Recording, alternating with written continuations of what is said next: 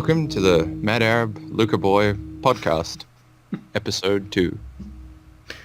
Where we discuss everything controversial that no one else will talk about, which is why you should watch us. Are we really that controversial? No, I no, feel. that's not us. That's not us. Yeah, I think really for something like that we need. You'll never believe what these two people say. That's right. It needs more clickbait.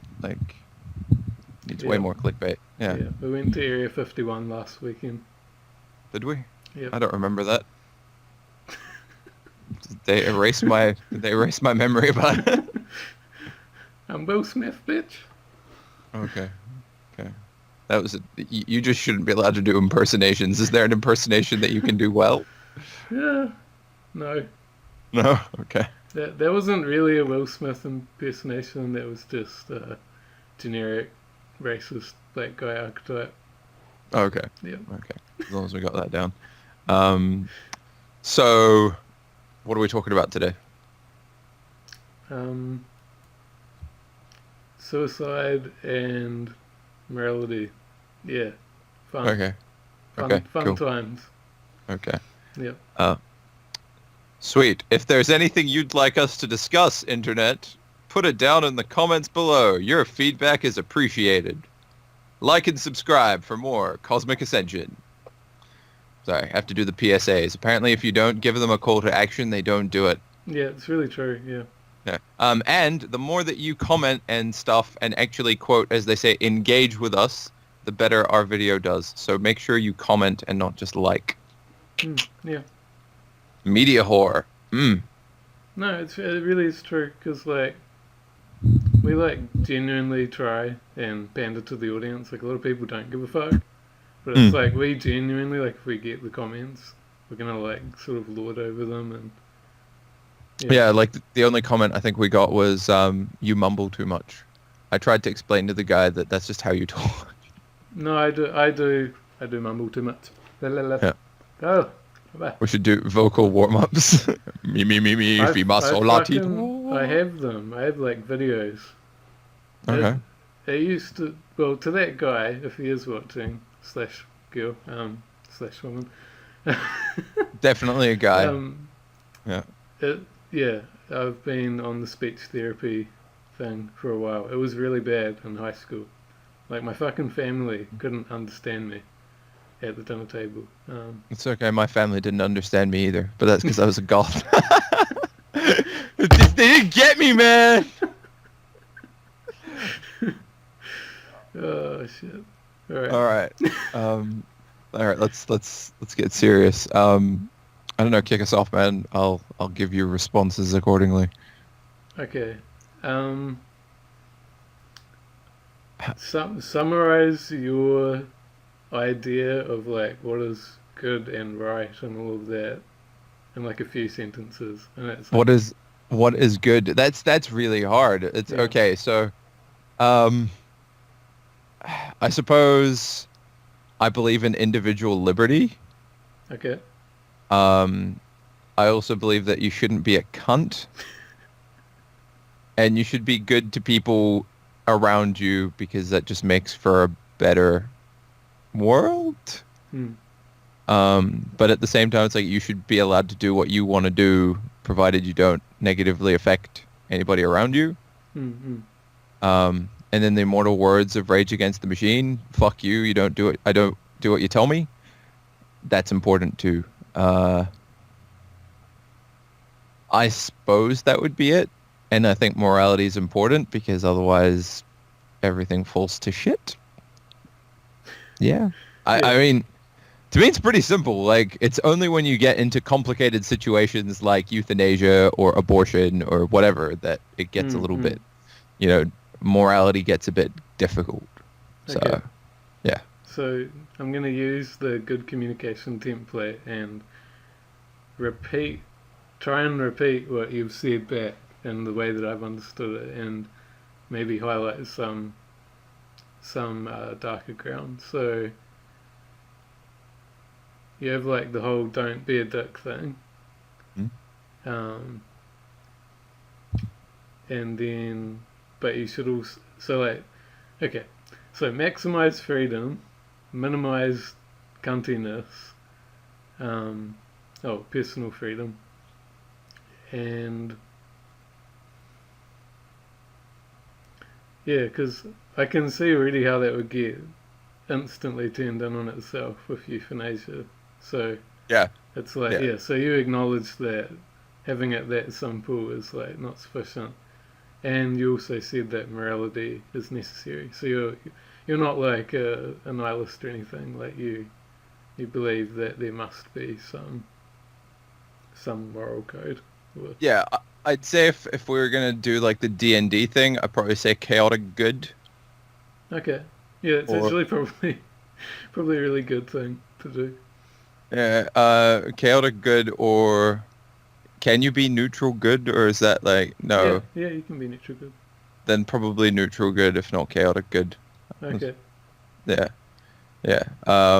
The my issue, it's like law is real nice and all, but when it gets in the way of personal liberty and it doesn't like crimes without victims are fucking stupid. hmm. You know, that to me is just like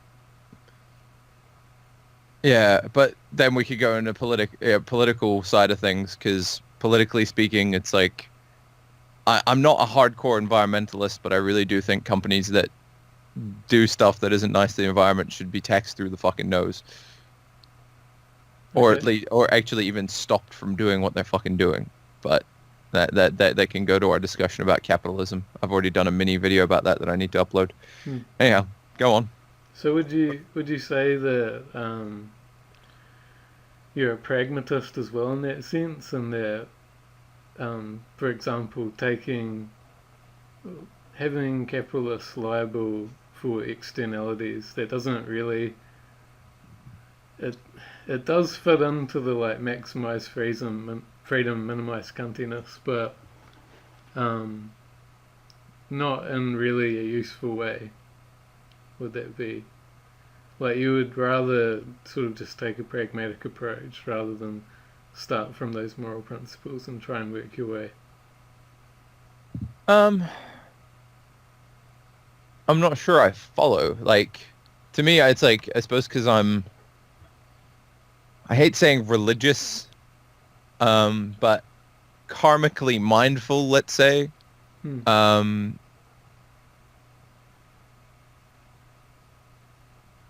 I think you got to start morally. It's just Okay. like they're in my opinion, they're absolute goods and they're absolute bads. Okay. Determining whether or not you are doing something because of absolute irrefutable good or some sort of like sinister altruistic like ooh people will see how good I am, that's good for my social standing, brownie points, you know. It's like getting hung up on that is, I feel, not helpful, but it shouldn't discredit good action for good act. Fuck this, man. Fuck this. This is already too difficult. I'm going home. I'll see you later. All right, all right. How about a different question? We can just keep going through like different approaches. So, would um, would you put morality or goodness as like the highest thing? For example, like some people would try and reduce it by saying that survival is higher because it's like whether something's good or evil. If it doesn't exist, then it's worse than both. Or they might try and put it lower by say putting truth above it. Like they would say, and that's where it gets complicated as well because some people's definition of evil is like deceit. Like in Christianity, and yeah, that like deceit or not being true is the ultimate evil. So then, yeah, there's lots of different ways you could approach it. Well, I mean, in my world, um, I'd say truth is that's moral, I suppose. Like Mm. adhering to truth is morally important, and it's like, I mean, I think I said this last week. When you are being deceitful, you are stealing. Yeah, yeah. You are stealing the truth from someone else. So it fits in my morality in that I don't take what's not mine, Mm. you know? Um, Hence, it's like I don't take, it's like if I'm not going to run around saying something that isn't true. Um, Otherwise, yeah, I'm stealing the truth from people. And that's a particularly stupid approach because by lying to people, you're not gaining anything. At least if you're stealing something from someone, you get that something, Mm. you know? Um, I'm not advocating stealing in that regard, but, just saying. Um, and it's like, it is really hard to define absolute good, but it's not hard defining absolute evil. Okay. That's good because Uh, that's going to be my next question. Read your mind then. Yeah, well, shit, might as well just roll straight into it. So yeah, basically just do the opposite, like define your idea of evil, and yeah. Um, Cruelty. Like, cruelty for cruelty's sake. It's like slaying a foe in battle because it's either him or you. Okay, cool. Um, Torturing somebody, regardless of whether or not it's for information. Nah. Subjecting people to futility. Peterson talks about that one in particular. In Auschwitz, they'd make the prisoners carry bags of wet salt from one end of the camp to the other.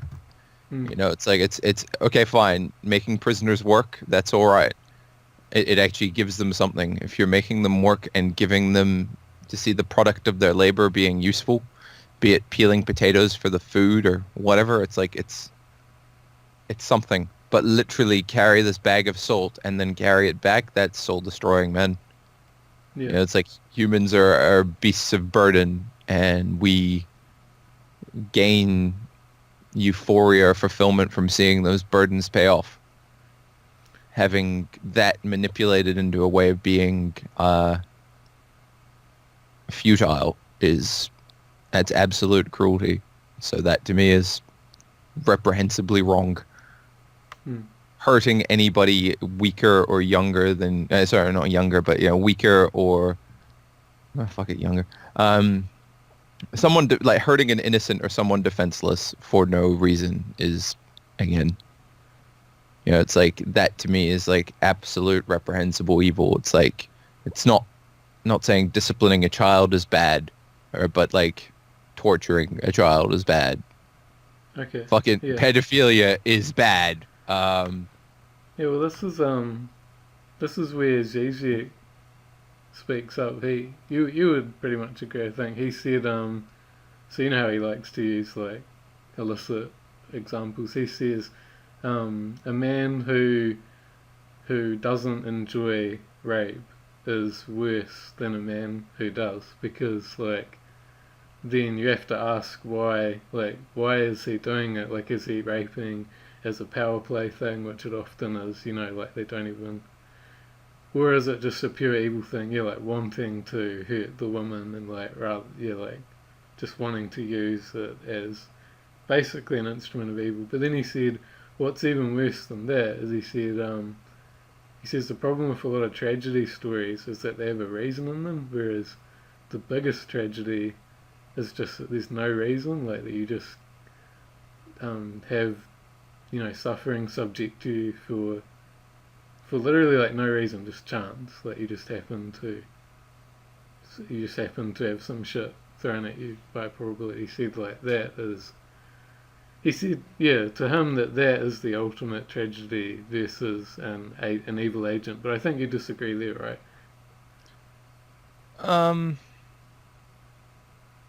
So if I could reframe, I don't know. It's like, let's say truck driver is hurtling down the road really fast. Someone pulls up in front of him. He doesn't have time to stop. That person dies. Is that worse than someone intentionally running you over with a truck? Am I Um, correctly? it sort of messes the gist of it. Maybe Yeah, I like, feel it. I feel it does. yeah, I guess he's sort of saying like, Malevolence for the sake of malevolence well, as opposed to malevolence with a reason behind it. Yeah, he's saying like it's more tragic for someone to just like randomly get cancer and have to struggle with that rather than like I don't know, say hypothetically, someone like radiating them and like giving them cancer, whether it's yeah, like whether it's intentional or not, like purely just because there's a reason, then that person can be like, oh, there's a reason behind my suffering. I guess it's in a way it's the opposite of Peterson's thing of like dragging the bag of salt, because it's like Okay. yeah, it's like the random suffering. It seems like the most futile because there's no reason behind it. Yeah, it's like say if someone intentionally hurts you, it's like there's a reason, like they chose to hurt you. But you still got hurt. I mean, it's like for me that I suppose I look at it simplistically. It doesn't really matter. Like a wrong was still committed, Okay. and it's like as soon as you commit a wrong for a good reason, it'll be just that much easier to commit it for a bad reason. You Mm. know, I mean, I got that from a Pratchett book, and it was really just the one of the main characters. It was Vimes for anybody who's familiar with Pratchett's work. Um, when he had a kid, he just like at 5 o'clock or 6 o'clock, whatever, he'd run home, no matter if he was chasing a criminal or whatever, and he would run home and show up to read his son his bedtime story every day, no matter where he was, he would find a way to do it. And his reasoning was, I mean, even if he was like in front of, say, the ruler of the city or chasing a criminal or whatever, he would just immediately drop it because he saw that if he one day said, I couldn't do it today for this reason, even if it was a perfectly justified, legitimate reason, it just meant it would be easier for him to come up with a shittier reason down the line. Mm, yeah. Yeah.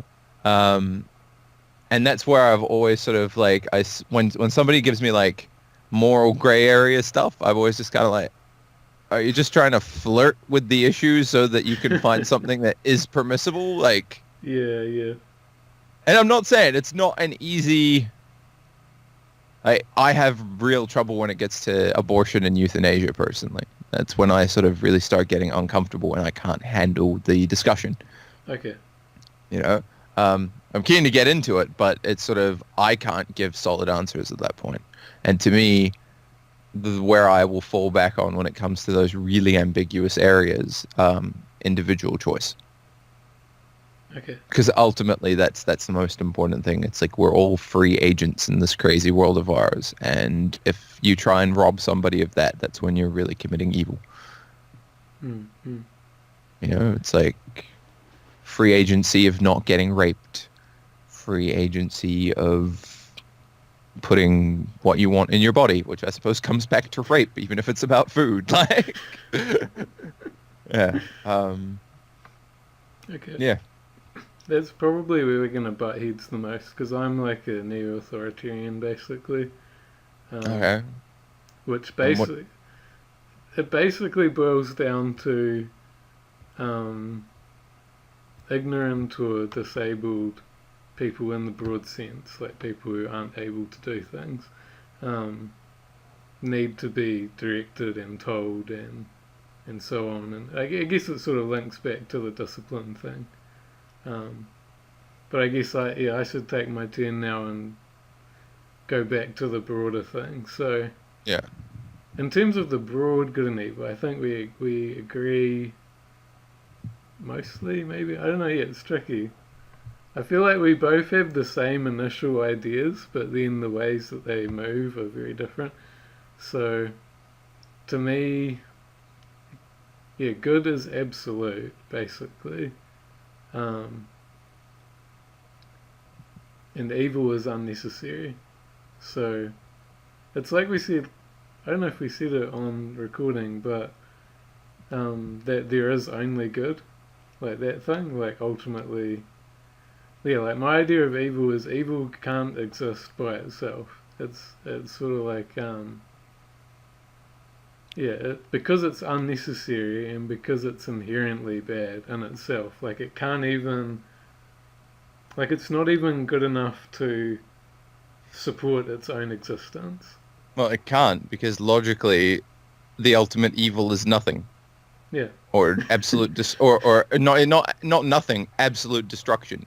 yeah, you got it. Yeah, So it's like, the absolute approach to nothing. yeah. So therefore, yeah, I agree. Evil can't stand on its own. Go on.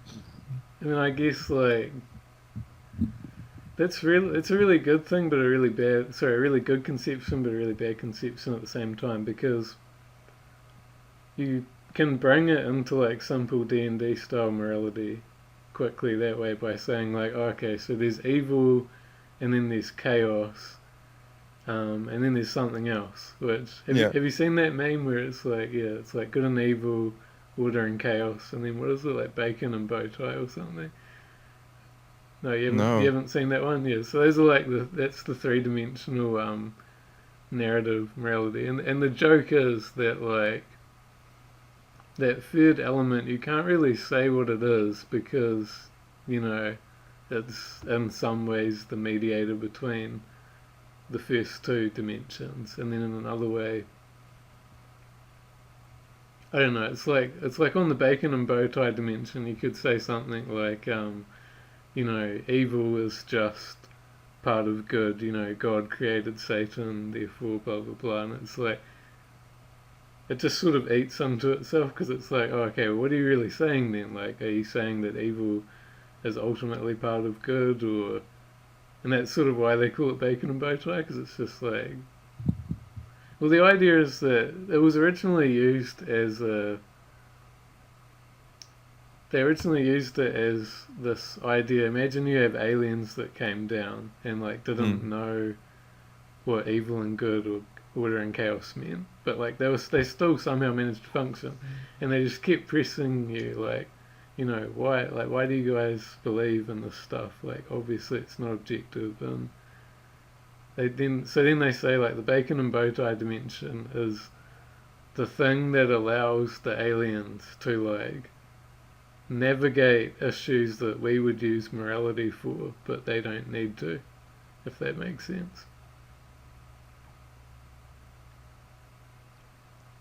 I want to say you're too clever for me because I'm kind of lost. Like the, I mean, for me, if some alien was trying to explain to me like why do you need good and bad, like morality, it's like, well, did that hurt? Yes. Do you want me to do that again? No. Well, then I should respect that if you don't do that to me, then I won't do that to you. Morality. Like, Mm-hmm. I I suppose ultimately then I'm a pragmatist. If Okay. that's my approach, it's the same approach I have with anybody that says that they're a determinist. I just go, whoop. Yeah. I've never punched a determinist in the face, but every time I've wanted to punch a determinist in the fucking face and be like, well, there you go. I determined that I would do that. You could stop at the last second. Yeah, that's true. That's true.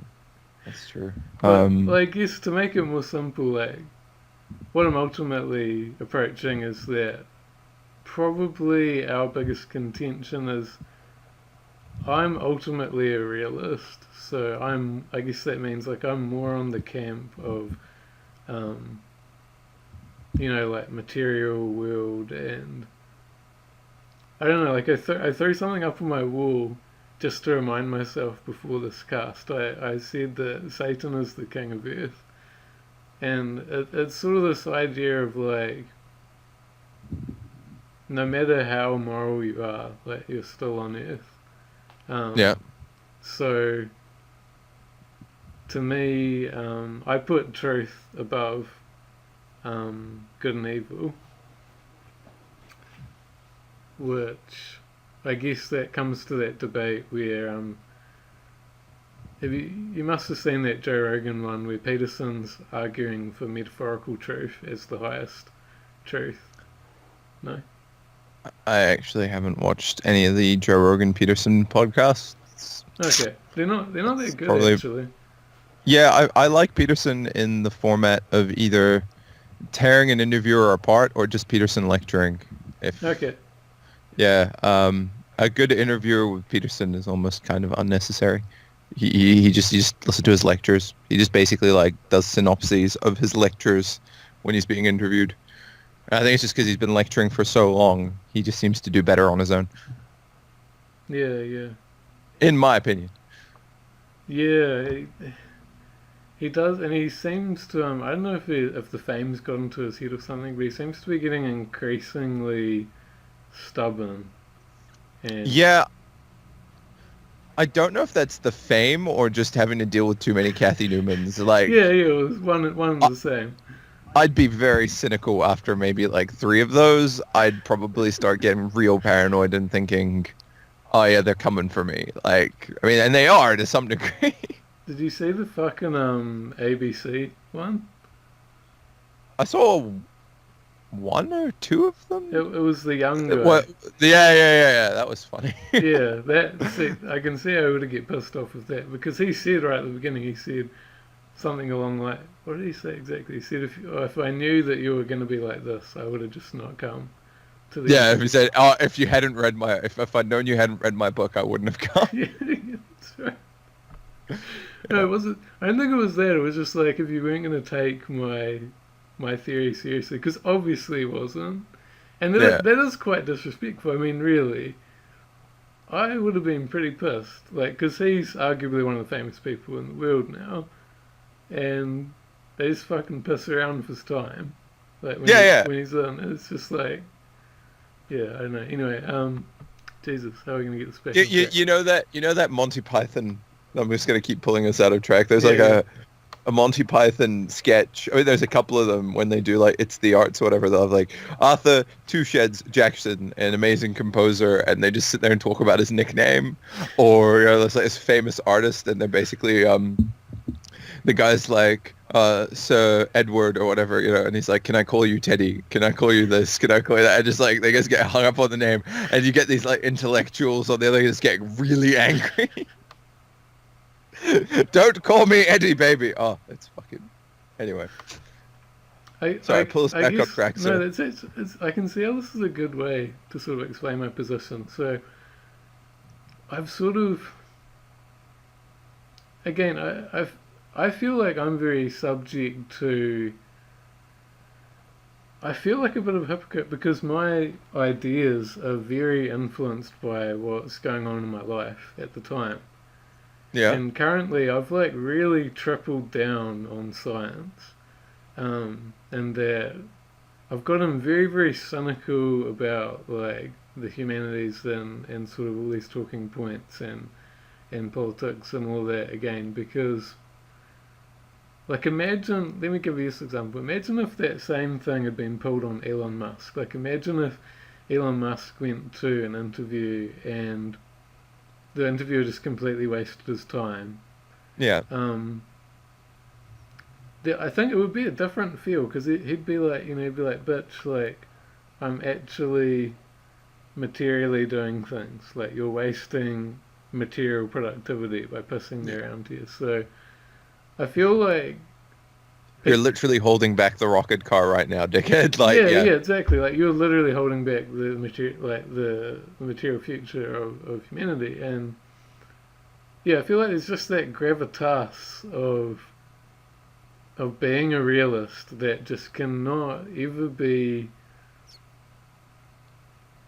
I don't know. I mean, I made that argument to you in the beginning as a hypothetical that like survival was higher than good and evil, and I don't think that's true overall, but I think it's true in this world, you know.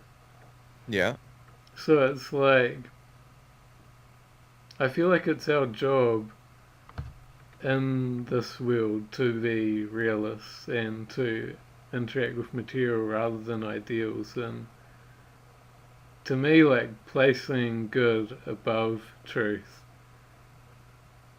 Maybe it's like jumping the gun, or it's mistaking the end for the journey or something like that. It's like yes, there is like behind all of this, there must be some absolute provident force mm. by definition, but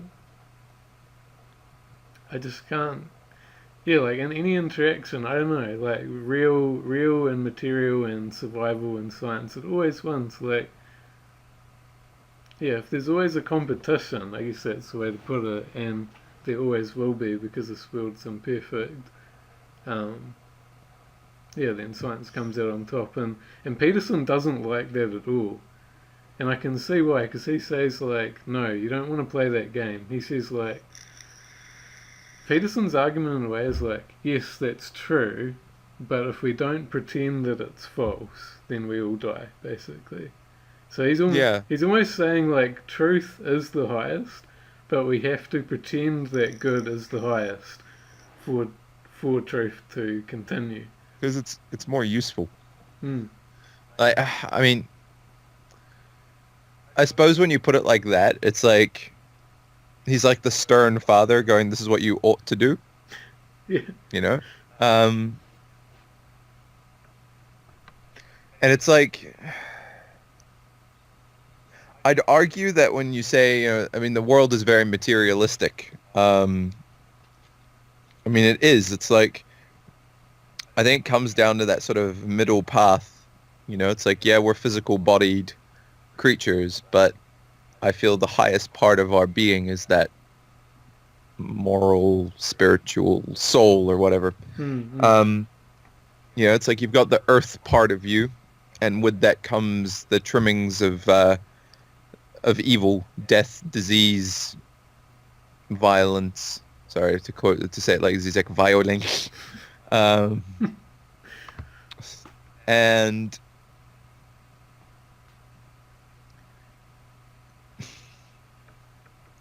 that's all of our baggage.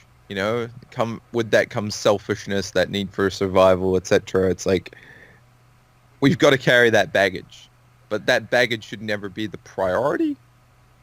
Mm. Like in a day-to-day pragmatic sense, yeah, it's the priority, but I mean, what Peterson is saying is like you should be sacrificing as much of the present as possible for future good. So hence you elevate morality or absolute good above the truth of right now. Mm. You know, um, that's really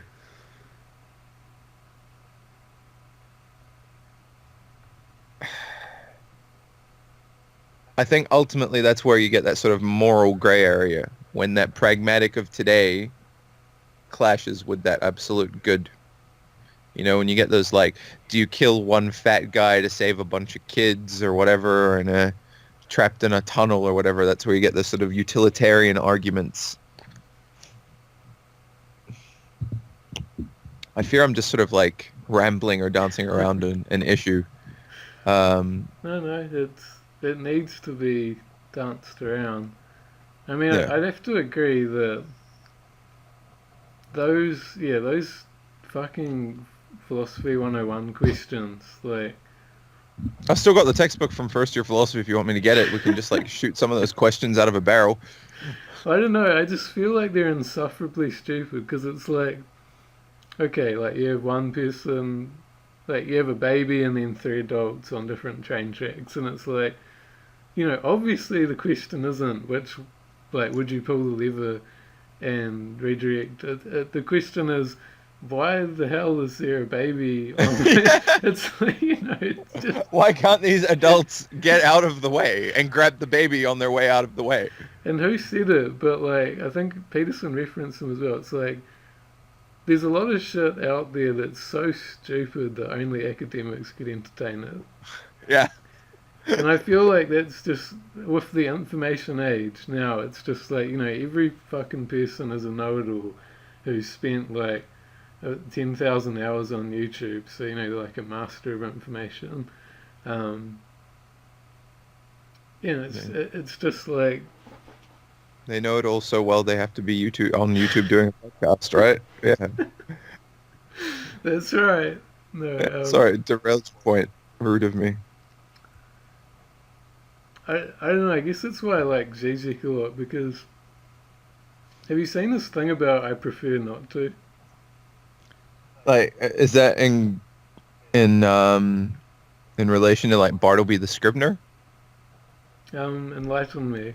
Because can't remember. that's an old classic book, Old Bartleby the Scrivener, where it's like he's writing. He's like some guy that's working. Yeah, He yeah, yeah. like That's right. Yeah, yeah. yeah I remembered the story, not the name of the story. Yeah, yeah. yeah So it's that. Yeah. Like to me, that's sort of a that's a contemporary moral piece to me. Even yeah. though I don't know how old it is, but I it's think 1930s or something. okay. Yeah, that's pretty recent in the scale of Yeah, I fucking suppose so. yeah. Yeah, because it sort of directly joins that pragmatism with morality. Yeah yeah Um, I guess, see, the book that I've set out to write and I've been really boasting out, yeah. um, and I'm still in that phase where, like, every weekend I'll get into a depression on it and be like, this is absolute shit, it's not worth anything, blah, blah, blah, but it's okay, it's not my first book. Like, I know that's that. You go through that. Okay. But I'll keep that in mind for when I write my, what did you call it? Body of work.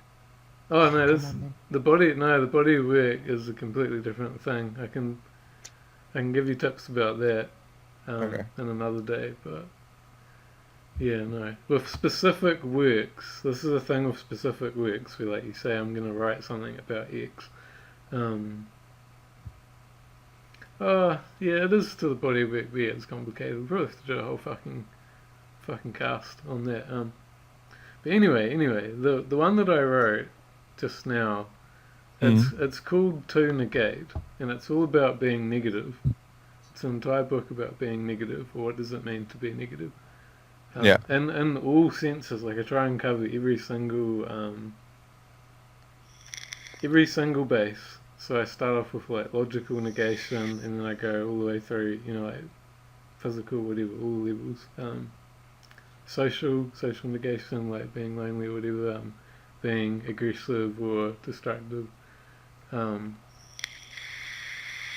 and I wanted to write that because it really is in relation to realism, where it's almost like just I would prefer not to in expanded form because I feel there's this sort of unstoppable thing with science where it is sort of ultimately pragmatism, yeah, where it's just like regardless of our conception, it almost goes beyond the whole like, well, we need to pretend that good is higher and all that. They're just like, well, just don't even think about it at all and just do what works. And it's sort of like this ultimate negation, it's like the death of God and, all this modern nihilism and stuff. And it's like,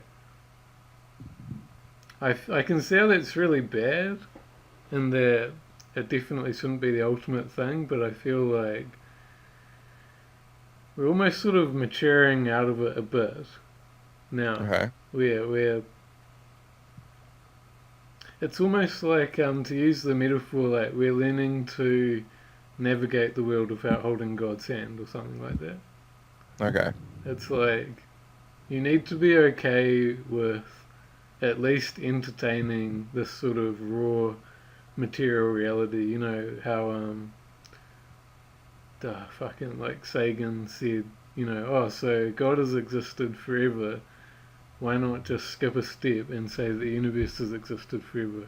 Oh, God is, this, so just skip a step and say that it's the universe and so on. And of course, you're smart enough though to know that that's obviously true. That like the point of a lot of religions is that God is the world. Like Yeah. they don't deny that at all. So it's like I think that's sort of Sagan's big stupidity where he's so naive they didn't even realise that They were Christians, basically saying that yeah, anyway. Yeah. like they would all agree with him. But then again, it's like I've postulated it to a couple of my Christian friends. It's like, you need to understand that to some degree the devil is God. Yeah, yeah, It's exactly. like You that's couldn't a put real any better. That's a really extreme saying, like sense, but it's like in the same way that all the sort of like crazy hippie types say, we're all gods and creators, etc. It's like, well, technically speaking, it's like that is if the concept of the devil exists and everything in the material and immaterial world is made up of the one consciousness, ergo, that's just the another face of God, if you will, to facilitate the existence of evil. Hmm. Yeah. Y- it's. I mean, the Gnostic traditions. If nobody's familiar with those, just basically the Rosicrucians and a bunch of other sort of faiths and spiritual leanings. Like their idea is the snake in the garden, and I don't particularly like this. It doesn't sit well with me when they say it's like the snake was the good guy because he liberated mankind Yeah. from the totalitarian garden. Yeah. And I'm just kind of like, See, that's the exact reverse of what I'm trying to say now. It's like the problem. Well, sorry for yeah. If you have a further point, go on. But yeah, I thought I'd jump on that. That go on. it's like the biggest problem I see with that is that Mm. they're using the rules of the material world or like the earthly plane Yeah. as the rules of heaven. It's like no, they're talking about heaven. Like what's going on when the snake is tricking.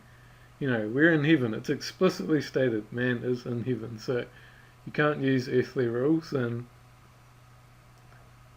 should actually, I did a lot of recordings like randomly when I was waking up in the middle of the night about interacting with the spiritual world and how a lot of people aren't really educated on it at all. For example, like, well, yeah, now we're getting into like weird territory where people might hold me up on beliefs and stuff. But like, for example, talking to angels. So, um, I discipled under good old Ayman at Mem Drive for probably about a year or more. And most people think he's crazy and stuff, but it's like, No idea who it is. okay. But I personally think that he's a spiritual genius. And he's like, he has such high spiritual intelligence that he's like almost like an autistic savant. Like he's so powerful spiritually that it's like physically destroying him. Um, but he talks about all these things. So he says like, so angels don't really talk in our language. It's like when you're praying to God, you shouldn't be like speaking in English and saying like, I want this, blah blah blah. It's more like you want to establish a super earthly connection through words and then do things through their relation. And this comes to the idea that, okay, sorry, I'm being really vague. You really are. Like, I kind of want to just Okay, go, what does this have to do with morality? But go okay, on. okay. I'll go right back to the beginning of Christianity. I'm just sort of assuming that everybody knows, like proper Orthodox, um, Christianity. Which, by the way, if you want to learn more about it, watch Jonathan Peugeot on YouTube. He's really good. So I guess you could start off with this big dilemma. It's like so. Satan appears as the most beautiful angel, and it's like because, and again, like if you're not religious and you're watching, like you can just think of Satan as like the ultimate evil thing. So it's like imagine this really evil guy, like he's going to pretend to be the most good to like, hide his evil basically. And it's like this. It's the easiest position. Like if you're trying to corrupt something, you want to like be the top goodness or leader, in there. So yeah, it's this idea that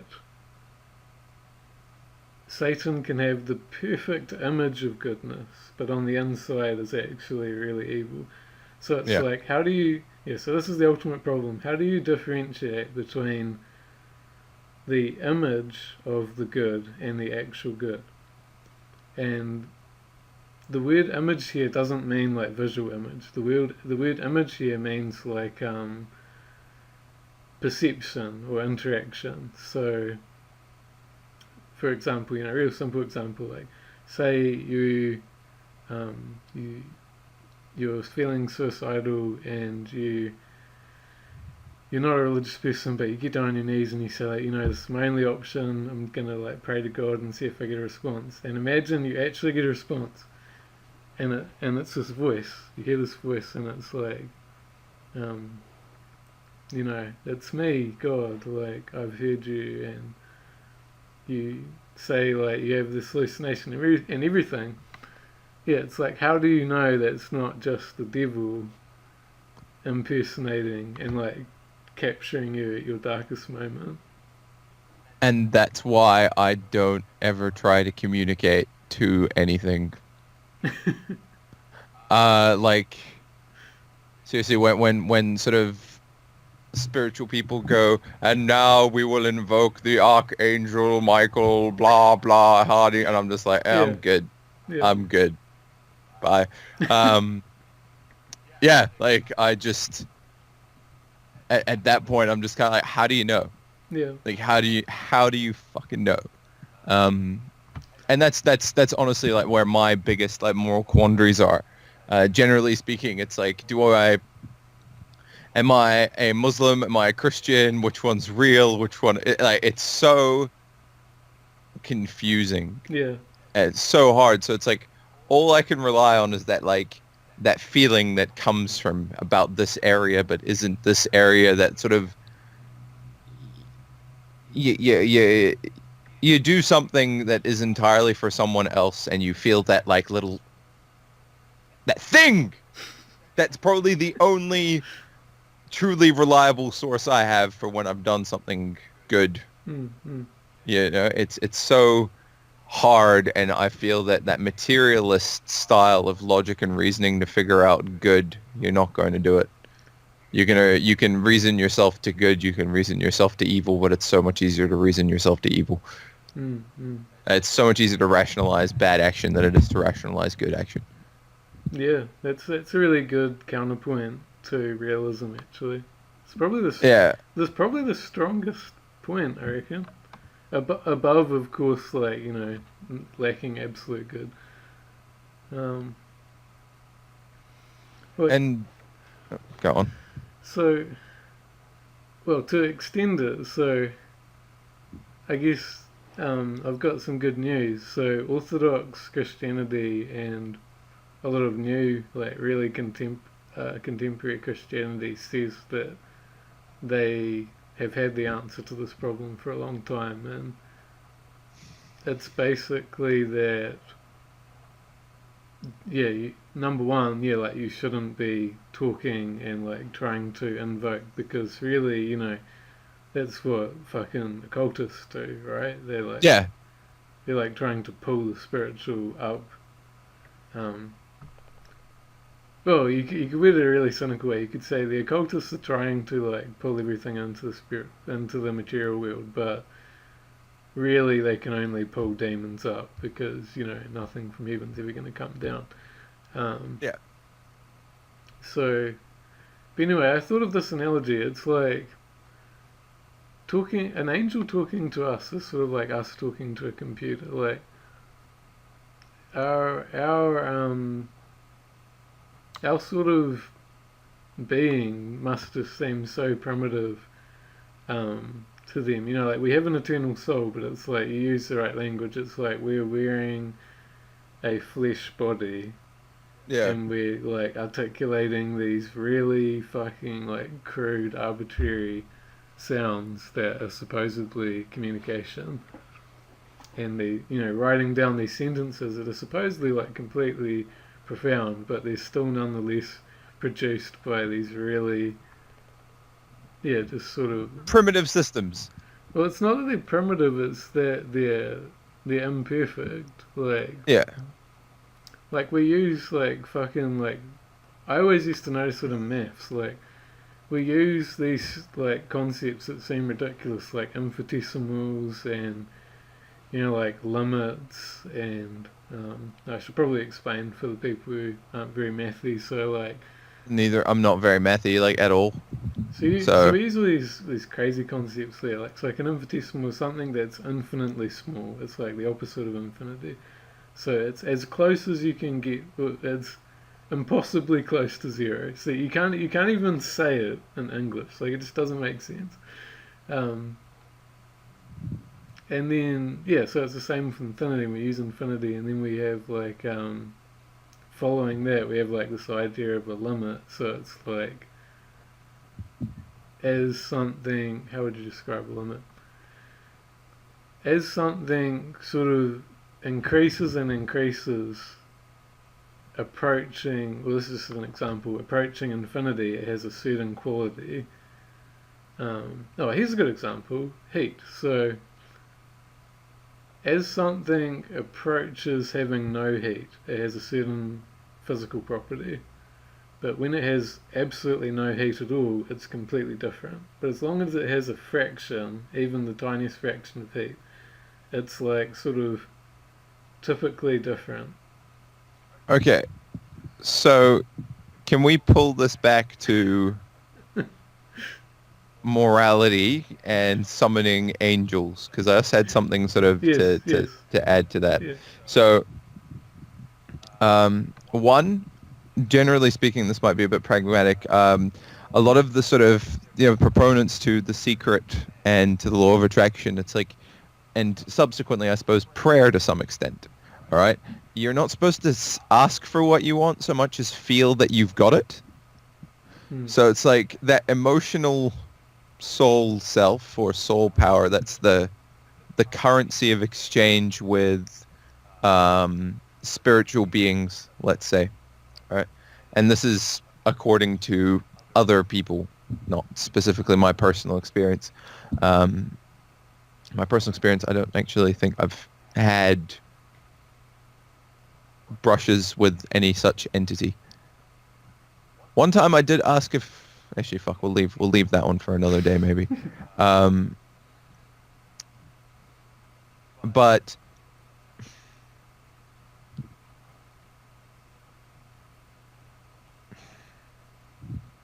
how do I put it? That emotional conversation is the way that you put it out there. And that sort of makes sense when a lot of the Alex Jones, David Icke types say that the elite or the bad guys or the Satanists will put children or whatever through horrible situations, not for the joy of putting them through a horrible situation, but so that the demonic entities around can feed off the negative emotion that comes out of it. That emotional suffering is the currency to these creatures. Okay? Okay. That's just one thing. All right? Just to address that, how do you communicate with them? I would say you wouldn't really use words. You use emotion. Maybe. Mm-hmm. But then you could also say it's like emotion. Is emotional a human-only trait, or is it an animal trait as well? Do animals have emotions, and that is why that would be their currency to these demonic creatures, because the demonic realm is part of of the physical earth and the physical. This is really just sort of a little too off the track for me to sort of want to delve into without really doing a little more research and sort of. Because I've done a lot of growth and development between the last time I really got into that stuff. But more topically, all right, one of the other reasons, it's like, I don't know what I'd be communicating to if I tried to communicate to something else. You don't know if you're dealing with an impersonation or the real thing. One thing I did hear, but again, how do you know it's true, that the devil can't create. The devil can only manipulate and twist things out of. It's like something has. They don't have any creative power. All they have is the ability to taint and corrupt. So that's one thing to consider. But if you're in the mortal world and you're trying to have a seance or whatever word you're sort of a summoning, you're trying to get the higher world to serve the lesser world. And Peterson puts it, he refers to that as a sin. He doesn't use it in the context of communicating with spiritual beings. He uses it in the form of art. You know, it's like if you're trying to use art to make a message, it's going to fall flat because ultimately you're getting the higher thing to serve the lower, not the other way around. You know, so that's why he doesn't like the movie Frozen, because it started off as propaganda, where, you know, things like Beauty and the Beast, it's like the story was formed with ideas, but the story itself is, Mm. you know, Yeah, that's actually, if I may interject, that's something related to something I've been thinking a lot about lately, which is entertainment. And mm, that, how can I word it? You're like, I don't know, man. You can fucking buy. There's an art section in the warehouse. Like, to me, that's like a sign of a society in crisis. And I understand that, like, you mean not art supplies, but like art. yeah, like it's literally labeled Yeah. art. Yeah, and it's like the shit that's produced in China. It's like that fucking. Okay, look. If someone has this shit on their walls, who's listening? I'm not having a go at you, but I am that fucking buy art from someone like my little no no brother no because he no no does this it with his heart and soul. yeah yeah Go to yeah Wintech and buy some art, you know? It's like, yeah, go yeah on. you should have one piece of real art in your house, but someone put this thing on Reddit and it was that fucking live laugh love. Live, laugh, love, yeah. Yeah, and all, you know what I mean, like when I talk about that stuff, right? And all the associated. Have you seen houses that have this shit all throughout it? You have? Yeah. It's common with houses made by women. Not pointing Yes. fingers. Um, but someone put up a Reddit post and they said, I would rather see a fucking giant meter by meter swastika on the wall than this Gonna shit. live, laugh, love. Yeah. And like, yeah, like I really have to agree with that because to me, it's just like this sort of ultimate commercialization of the most general. It's like this image of goodness. It's like the ultimate. Yeah. Like if you ask Satan, like, what are we gonna do? Once we get into hell and like we're gonna have the party, he'd be like, oh, we'll just live, laugh, and love. You know, Meh. Yeah. just. Yeah. Oh, and then yeah. So bringing it back to entertainment, it's like, how can I word this?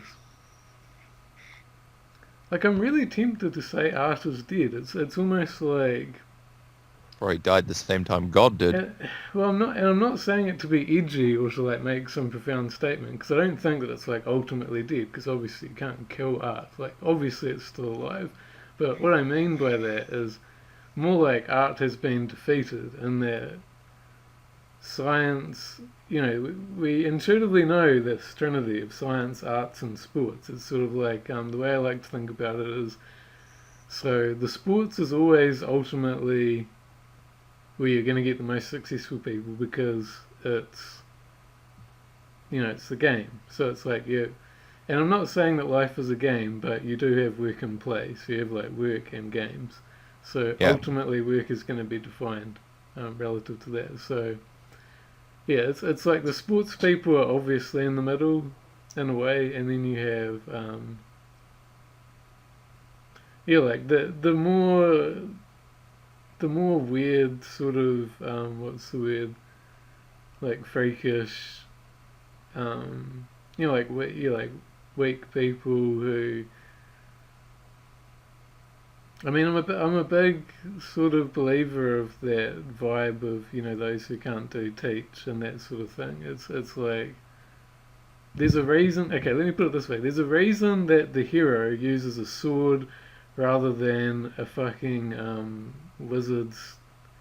There's a reason they're a warrior rather than a wizard or a fucking bard or something like that, right? Yeah. Like we intuitively know, yeah, that it's like. So you have sports. Anyway, sorry, being really vague. And then You really are. and it's like sports will sort of always be there because it's just like sport is just a generalization for life. It's like You play the game, sometimes you lose, and then eventually you get too tired to play and you die. And ultimately, it's the physical form at its peak. You know, it's like people want to see that. Yeah. Yeah.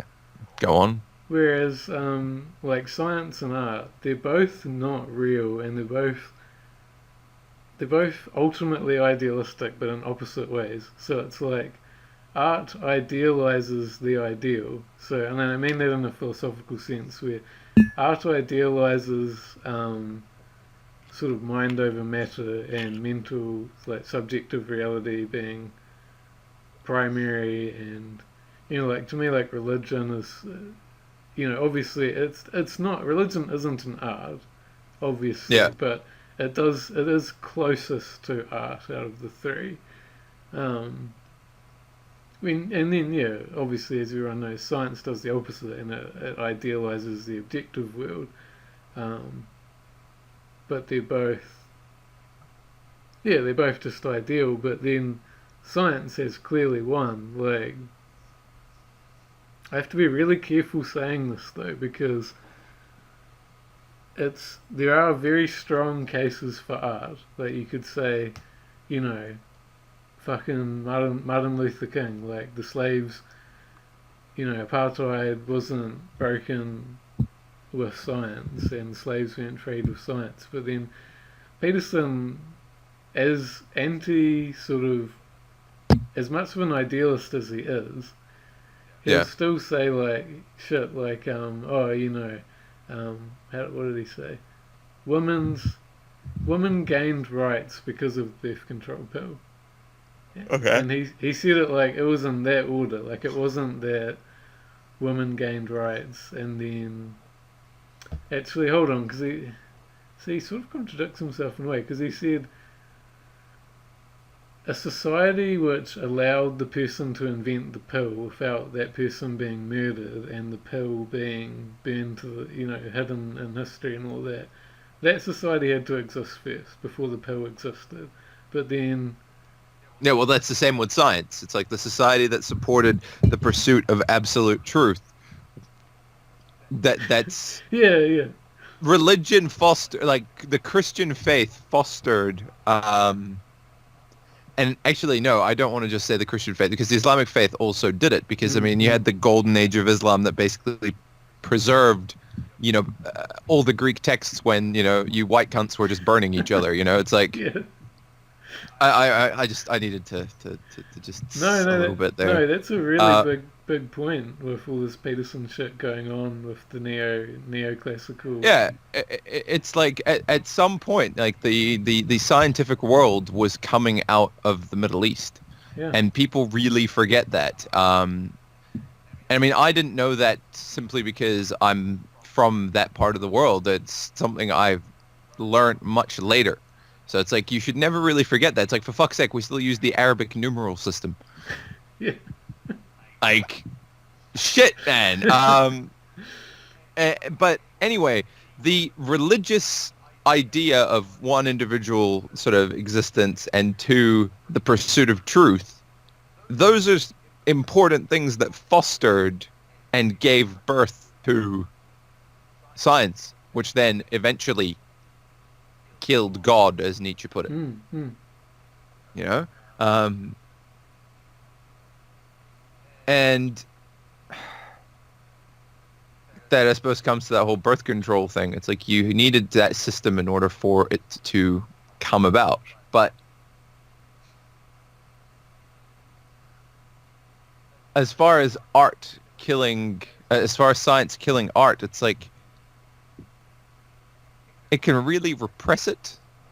But I mean, if you sit and read Zen and the Art of Motorcycle Maintenance, we still don't know why art is good. Yeah. Yeah, it's like you still don't know what quality and objective quality is. Like it just is. Yeah, it's the same with music. It's like I had someone try to tell me, it's like, oh, music's like, because to me that's, because I was brought up religious, right? But I sort of tuned out of it when I went and did my science degree, and I was a bitter, angry teenager, and I saw that religion was, the fault of everything, etc. Yeah. And when I went out into nature and I really got into music, I was already like, I loved music, but I just, there was one day where I just really appreciated the magic of it, that perfection in this fucked up world, just how the system of music is so intricate and perfect and just relative to everything else in the world mathematically. It's so...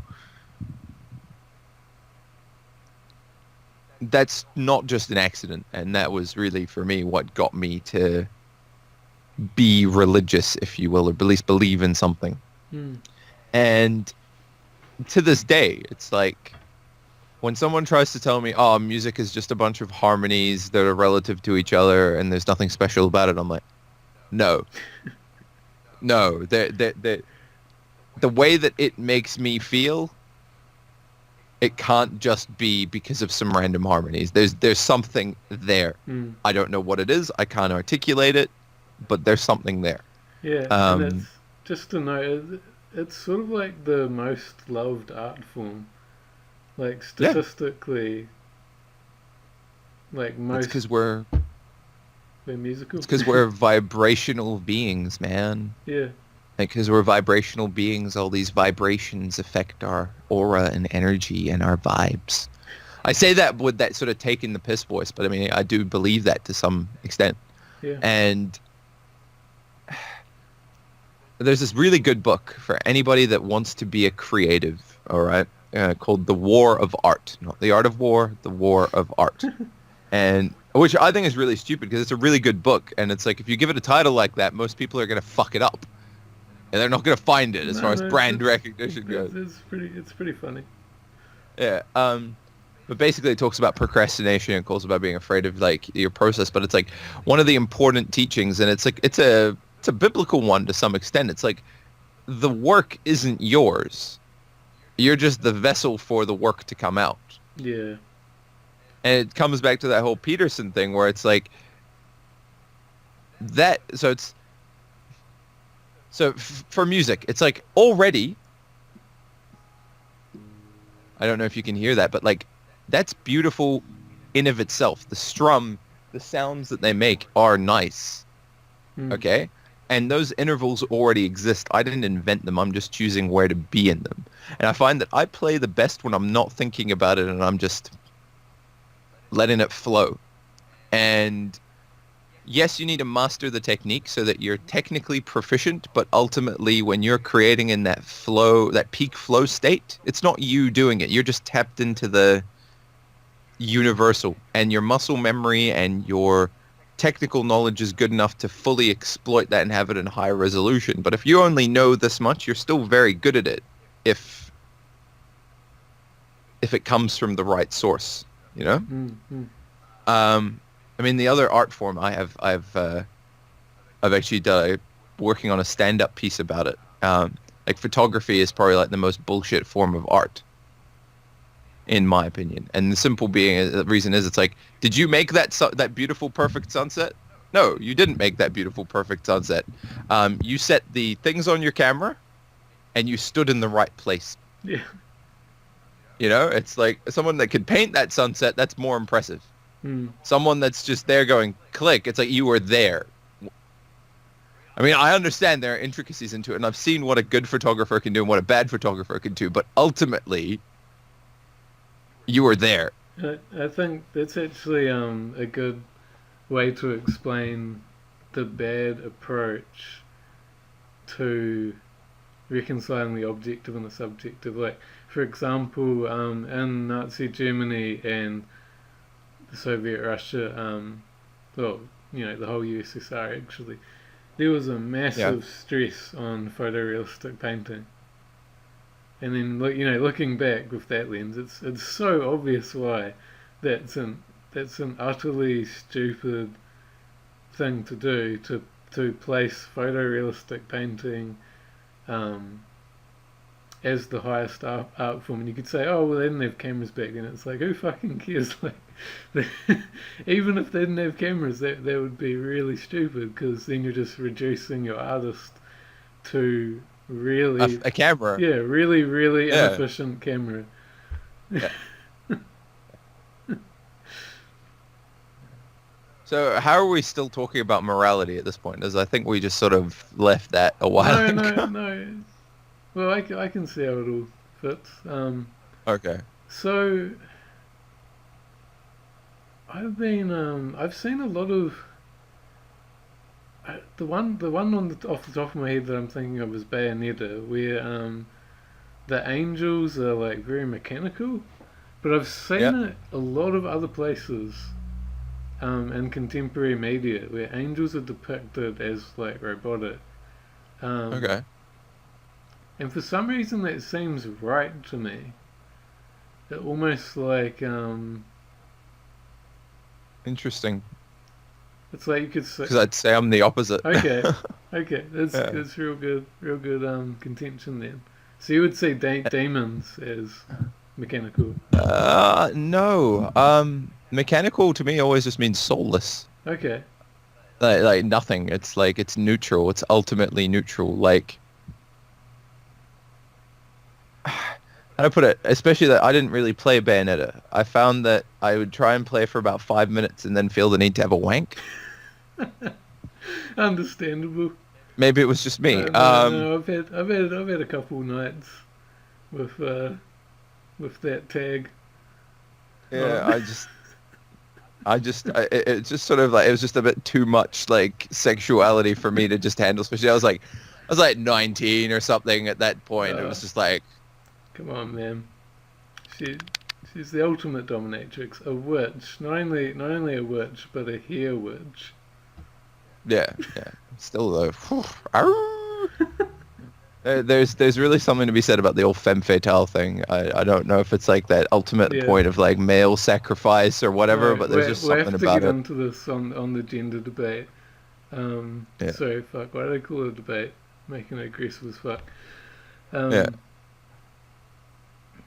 to give a little preview. It's yeah. I was looking into the science of it, and I think I've talked to you about this before in real life, with me being fucking gender fluid and all that gay shit. Wow, man, you're just like you're making this sound like the worst thing. It's like you're not supposed to use that word anymore, man. It's not PC. Okay, like look.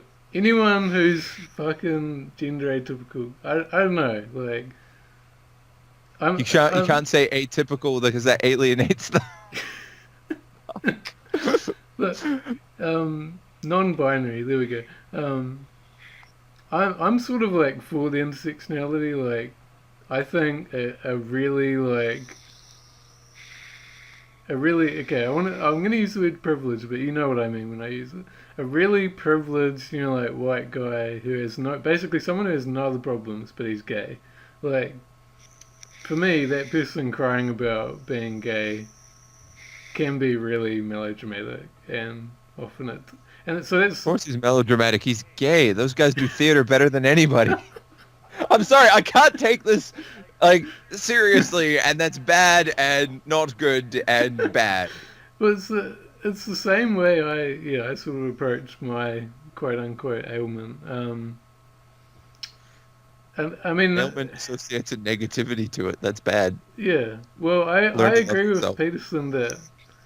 Oh, okay. Yeah. See, fuck. We'll do a little 5 minute segue. So, I believe that humans will be transsexual in the future because we're transcending everything and we're going to transcend sexuality eventually.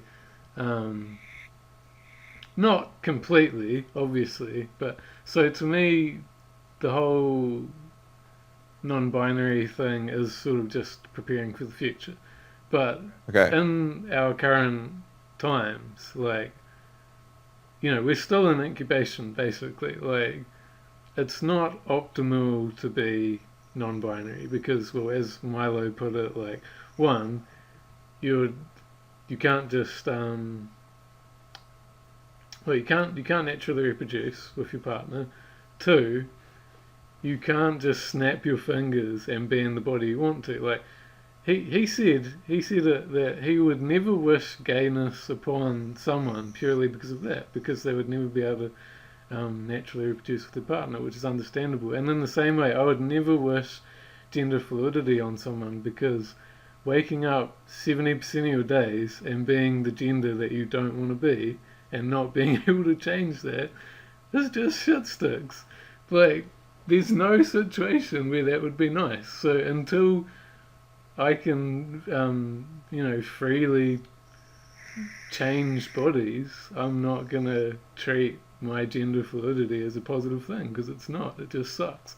Like, it's just a shitty thing to have. It's like waking up disabled.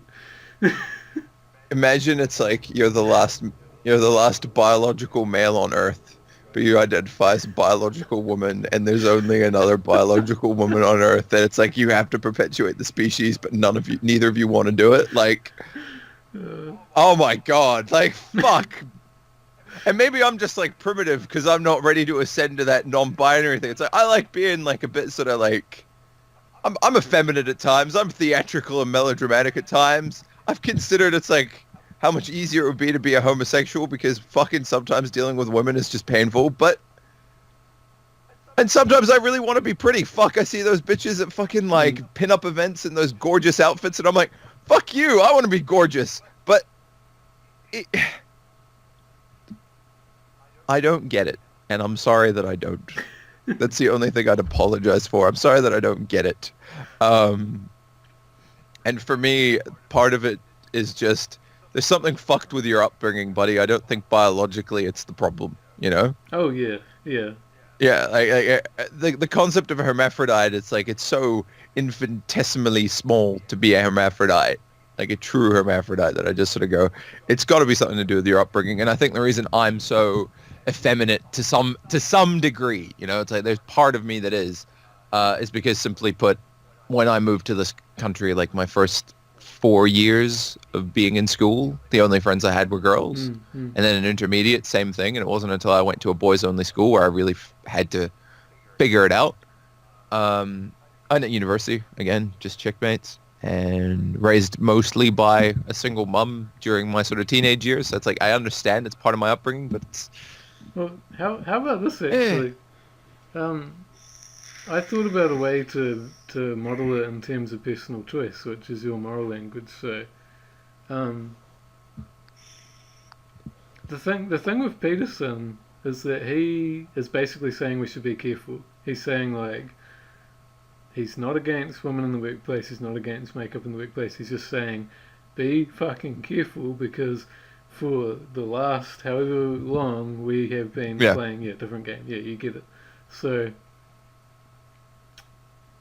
And that's the thing. Is sorry. Well, so then you can look at the trans thing. It's like, so you could say, is it true that having a choice is always better than not having a choice? And human psychology would say yes, because we will choose like certain and reversible suffering as opposed to something that's good but isn't reversible and isn't certain.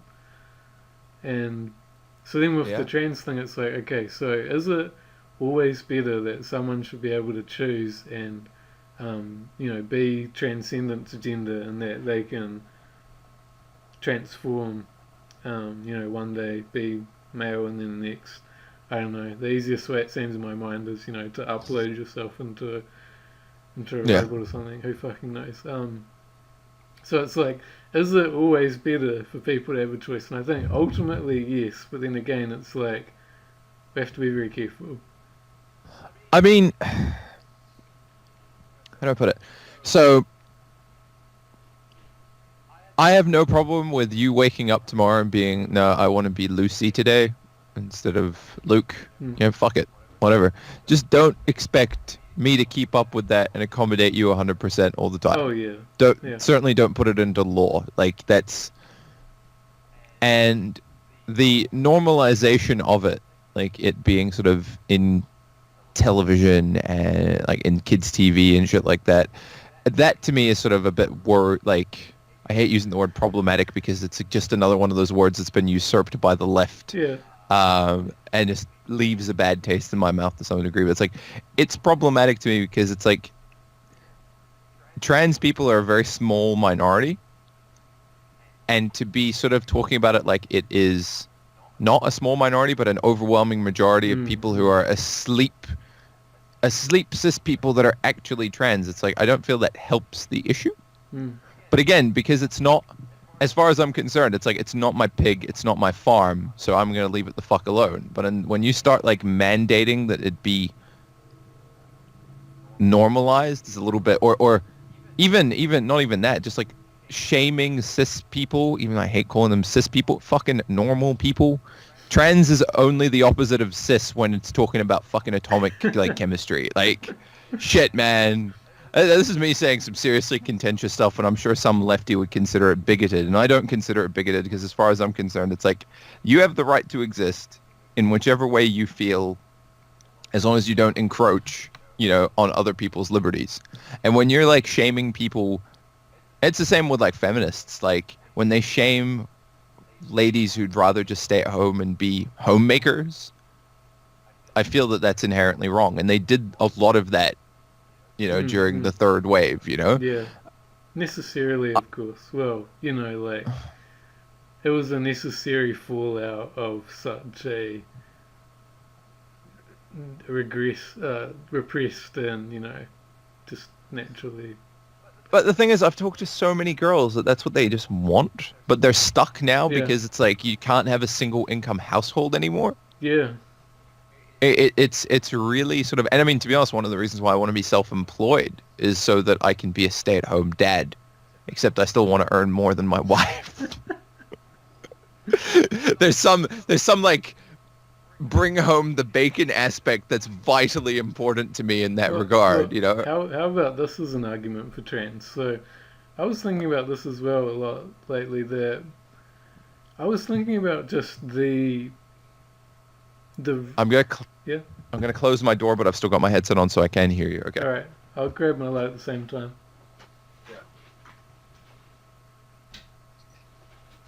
Actually, let's grab some water.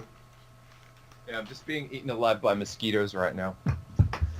So I suppose I'll entertain everybody in the meantime. How's it going? It's nice to see you all here. Oh, I'm just going to take a second without the headphones on. Oh, I really hate wearing headphones, and the reason I was in the hat was because my hair is a fucking mess, but it's always a mess because, I'm growing it back because I miss having my long locks, which I suppose, wait, does that mean I want to have long, pretty hair? Ooh, I don't know. Okay, that took a lot less time than I expected, but it's good. That's good. It means he's back. It means we can resume the show. I hope you guys are enjoying this. I feel the flow isn't quite as there as last time. I'm just confiding in the audience. No, there's more flow. You're wrong. I'm wrong? Yeah. Okay, cool. Okay. It's more punctuated. All right, maybe it's because I'm really tired, so I'm just sort of like tired and depressed, and I'm not suicidal today, which was really good. Last 2 days have been fucking hell, man. Well, yeah, all things will pass. Oh, and that's exactly what got me through it. I actually wanted to do the discussion today on depression and how to lift yourself through it, but morality trumped it. You were feeling better vibes than mine, so I was just like, yep, let's do you. Well, I mainly wanted to go on it because I can't remember who said it. I think it was... No, I've probably said it from a bunch of people. One of my original idols, good old Ken Wilber. Don't know who that is. Yeah, most people probably won't know. He's almost like a cult leader. He has this he pioneered this field called integral theory. So people who know his name will probably love him, will think that he's crazy. But he said, and a lot of other people said that basically morality should be discussed first as a foundation, because if people don't know where the other person sits in morals, then they don't really know where the other person sits at all. Would be a way to word it. Yeah.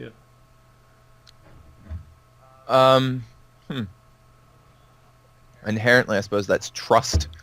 It's like you need to know that the person next to you has your back. So it's like when you've got like, I don't know if I want to go into this. Do it for the views. No. It's really personal, and I was going to do a video about it anyway. I don't know. Maybe considering time. Or... So, when you're in a social group, right? Oh wow, you're eating on the podcast. That's not water. That's food. Jeez, man. I've put like I'm waiting on like lasagna. That's my like it's my post podcast. I'm waiting for it. I'm just reaching out. Anyway, I'd rather have so lasagna. I'm eating fucking banana blossom, by the way. what's banana blossom? Yeah, just thought I'd elevate my status. Um, Oh, it's so bananas have flowers on them, banana trees, and you can eat the flowers. But only cool people do it, or poor people in Southeast Asia. interesting. Yep. Okay. It tastes Let, alright. I put uh, them in a curry. You know, okay. gotta have the So gotta have those non sequiturs. Alright, you can continue. I won't interrupt. yes. So when you've got this like system, when you get like a social group, it's like you need to know that you can trust the other person, and when someone transgresses that, all right, then at that point you're in chaos because you don't know if you know that person anymore. So it's the same with like when your spouse cheats or Mm, whatever, mm, and the only options you have at that point are reassess, or probably the easiest thing to do is to ostracize that person. yeah. All right. Now, due to a misunderstanding of sorts, I've recently been ostracized from some of my dearest people. Hence the several days of uber depression. Oh shit. Uh, yeah, yeah. So I'll talk about that one later.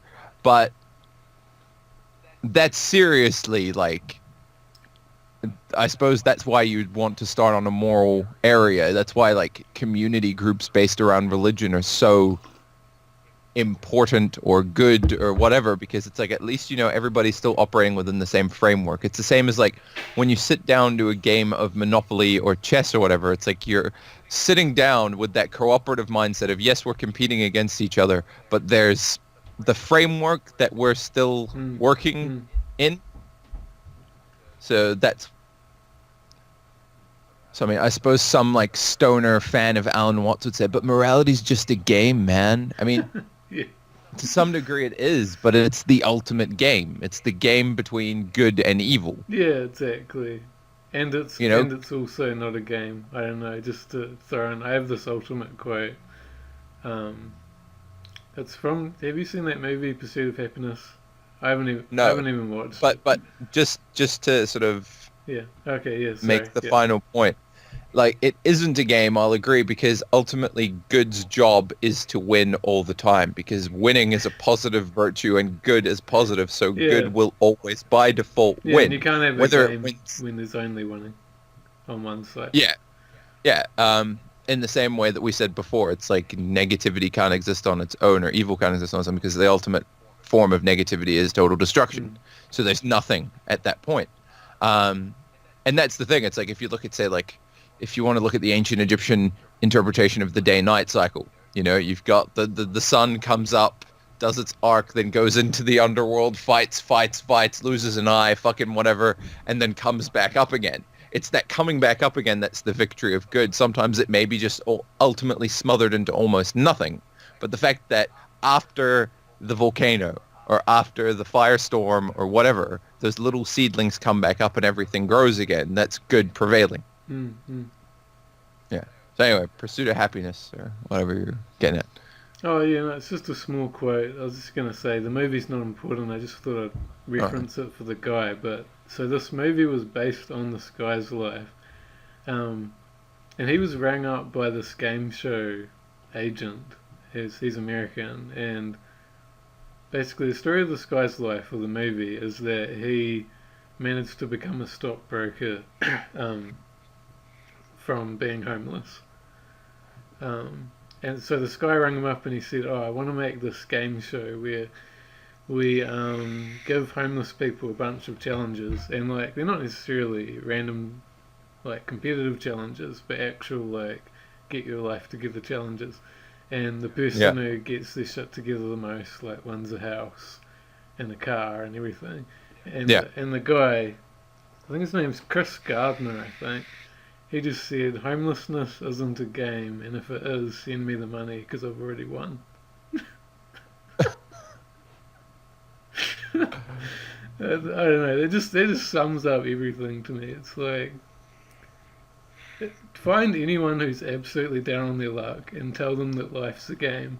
They're just gonna Yeah. give you the worst look. They're just gonna be Yeah. like, They'll hate you. They'll fucking hate you. and it's Yeah. not because they've lost. It's because they understand that well, I guess coming back to the Zizek thing, it's like a game needs defined rules. It's like, or to bring Peterson into it, it's like we create the game, and like nature isn't, it's not a game by definition. It's almost like, the reason. Yeah, I'm sort of fusing Zizek and Peterson here because Zizek says, like nature is just a big disaster when left alone. Um, Jeez, I'm really butchering this. How can I say it? Nature compared to human order is chaos. Sure. I mean, that's uh sorry, you're disconnecting quite. No? You're getting very bro body on my end. Not voice wise, but you're just sort of like um I'll blame your connection, not mine, because you're in backwards Southernsville and I'm in superior Northern Territory. Yep. But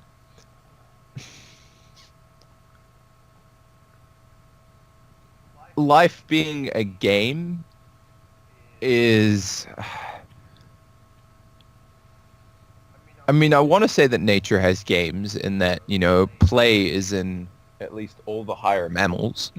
Yeah, but Play... just to interject, I wouldn't see that as nature. I would see that as those animals creating an artificial thing, just in the same way that we have. So you're saying that lobsters create? Yeah, I think that the dominance hierarchy is a game, and Yeah. it's...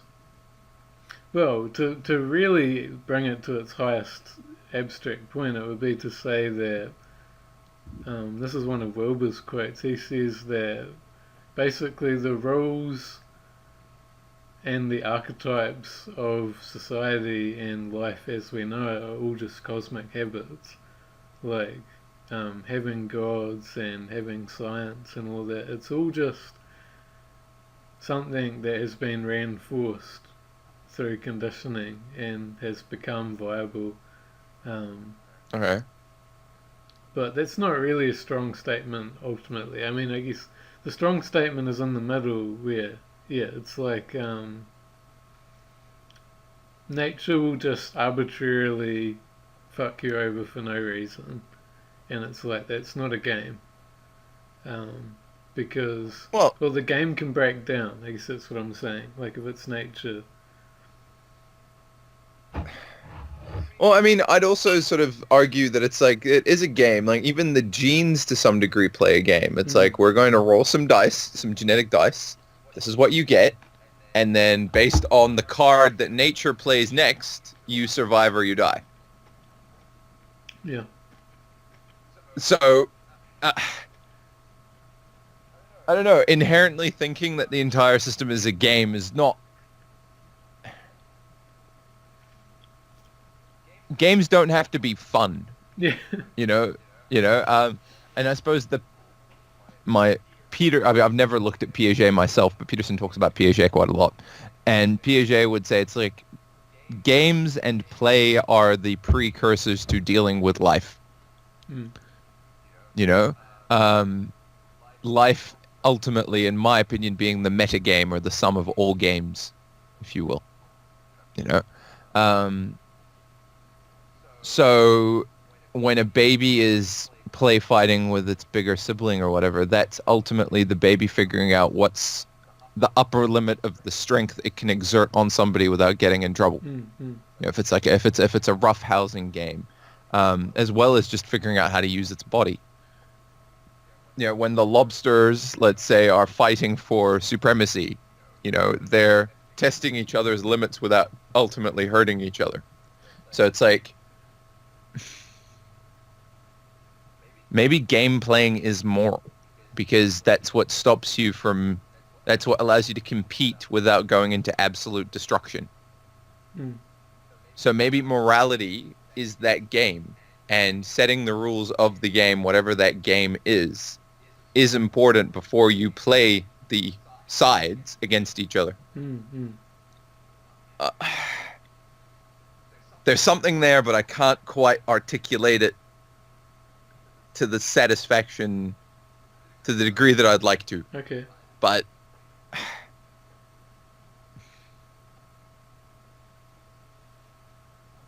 that game is inherent basically to avoid full-on destruction. You know, it's like maybe evil could totally destroy good. Maybe it could. But evil chooses not to and always leaves a back door so that the game can be played again. Yeah. Or games exist because ultimately good is the only absolute, and good or God is playing those games with itself, let's say, in order for the game to be played again. Do you understand what I'm sort of getting at? Yeah, that's Like, Do you mean? Well, I'm gonna bring it up because that's based. What do they call it? Leela. It's like a Hindu conception. That's what they literally believe. That basically, how would you say it? God took everything apart and then made him or themselves forget that they took everything apart, and then yeah, and now they're trying to put it back together, and like that's the ultimate game.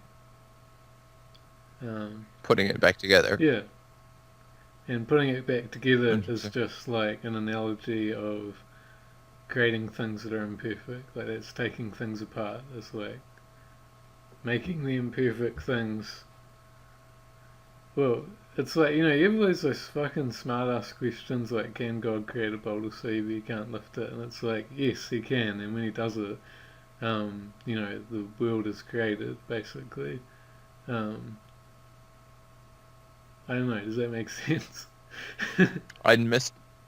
Can God create what? Can God create a boulder so heavy that he can't lift it? Have you never heard that one? No. Yeah, it's supposed to be like a paradoxical question, because it's like, if God can create a boulder so heavy that he can't lift it, then there's something that he can't do. And if he can't create the boulder so heavy he can't lift it, then there's also something he can't do, which means that he can't do everything. Therefore he's not omnipotent, therefore blah blah blah, Christianity's full of shit, and so on. Yeah. But yeah, the simple answer to that question is yes, obviously, because something that is omnipotent can do things that are logically impossible, Yeah. which is an omnipotent thing making itself not omnipotent. Yeah.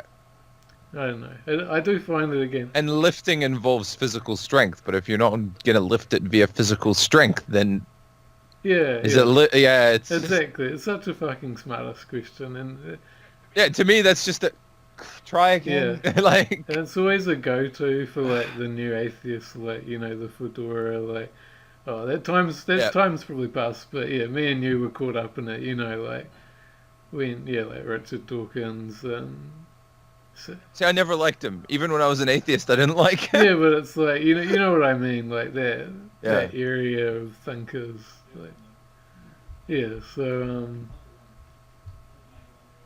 I don't know. Should we segue this back into the whole? Oh man, probably getting close to an ending. How about this? How Yeah. about this? Um, so Satan is like the grand deceiver,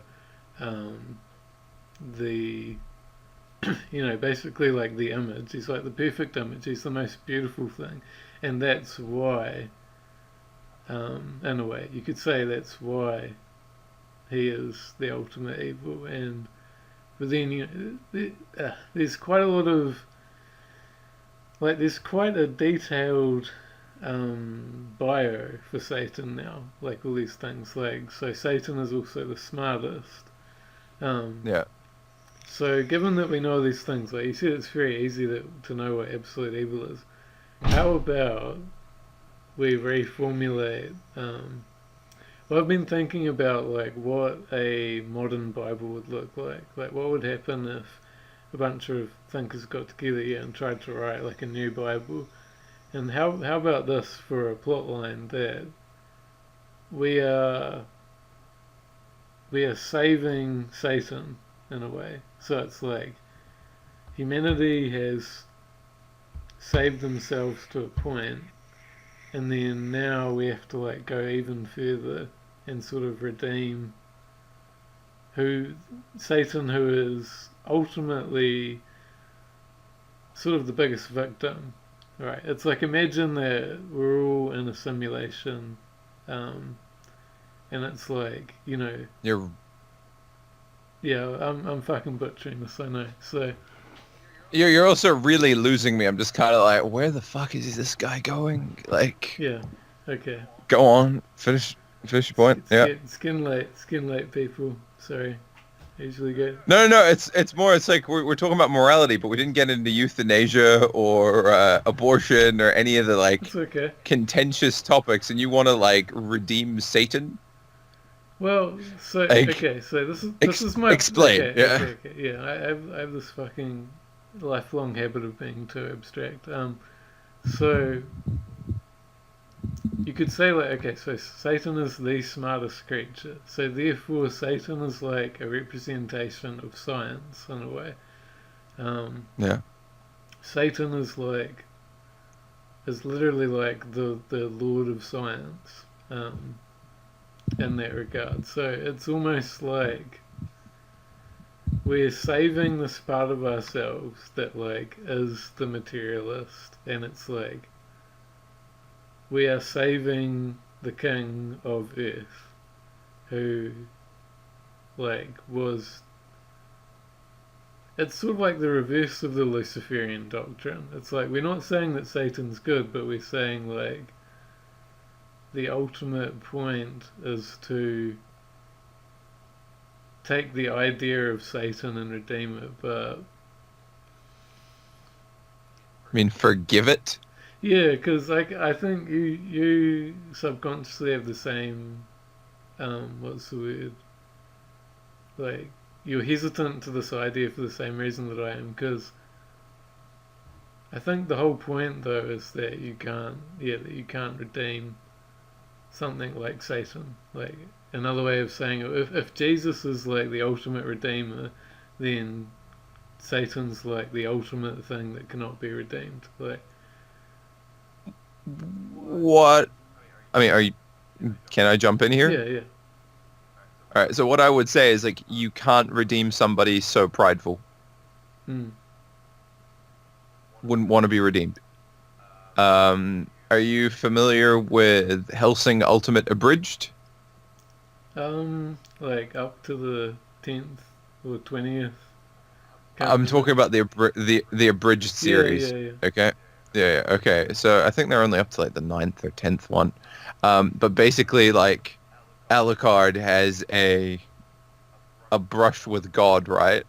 And he's communicating with God, and God says it's like, yeah, if you want right now, I will redeem. I hated the depiction of God within that, but yeah, it was still the point was like seriously, watch that episode. It's one, fucking hilarious, and two, the way that they paint Satan as this sort of like really mild mannered office worker type that's just like kind of passive aggressive towards God is really funny.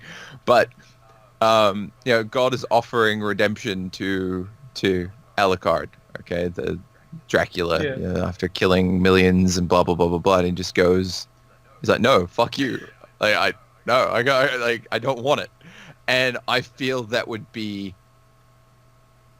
the I don't see it, that it takes being humble to be redeemed, Mm, to mm. admit that you've done something wrong, to go, okay, I fucked up, I'm sorry, I won't do it. Yeah, it's like it would never be genuine, and in order to be genuinely redeemed, you need to genuinely want to be redeemed, and that pride and that arrogance would never allow it. I sort of had an epiphany when you said that if we take the Vedic approach of cosmology, that um, cosmos with a K, which means like heavenly cosmology, that the world has been sort of played over and over again as a game, Yeah. then Satan would be the only thing that's constant across all the simulations, because it would never be. It would be the only the only entity that could not be pulled back up to restart the game. I don't know. Or ultimately,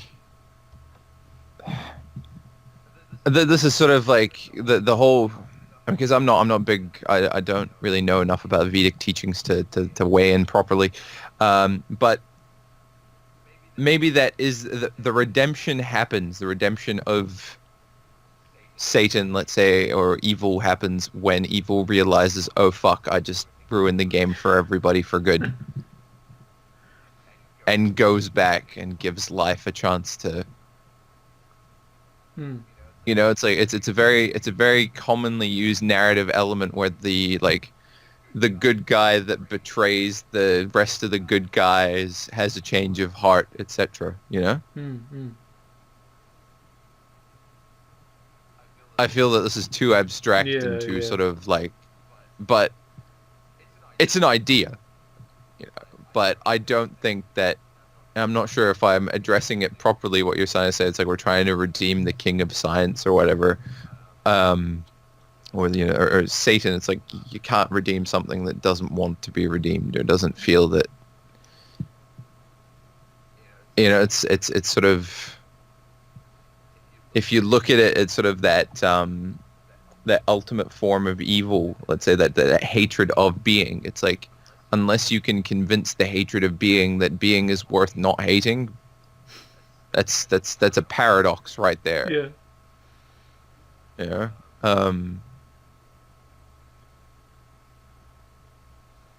I also left out the Christian point, which is, none can be saved without God's will. So Son.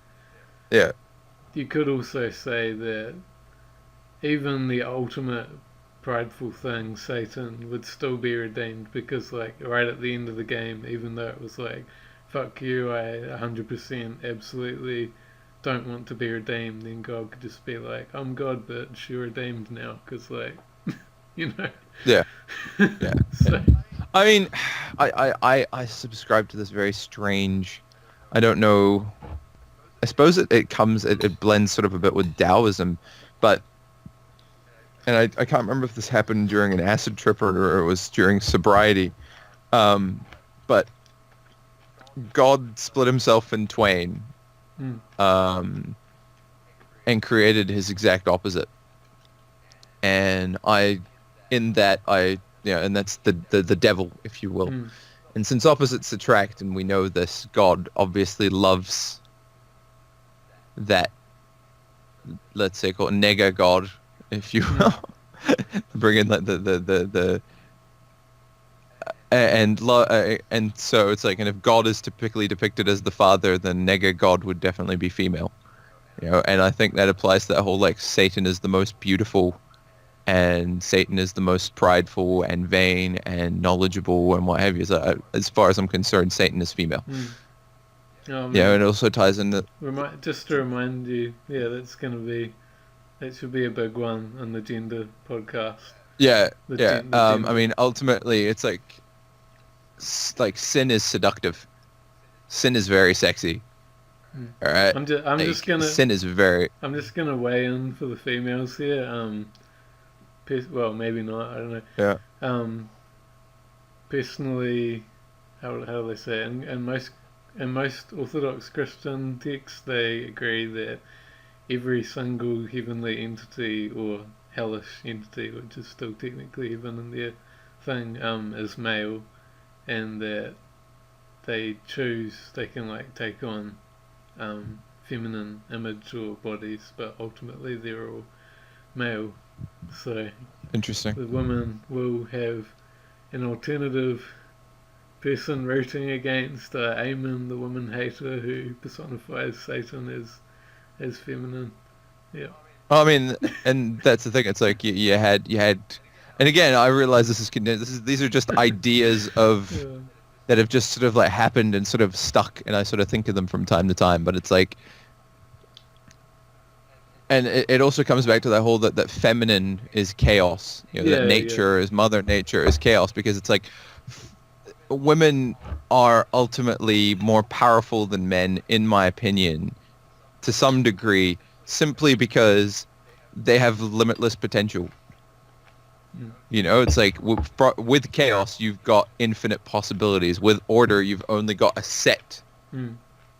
You know, um, and also the fact that it's like Adam was first, so God masculine first, Eve second, feminine second. Mm. As far as the sort of biblical narrative, let's say, there's your that as above, so below, the microcosm reflected in the macrocosm. Hence the plus.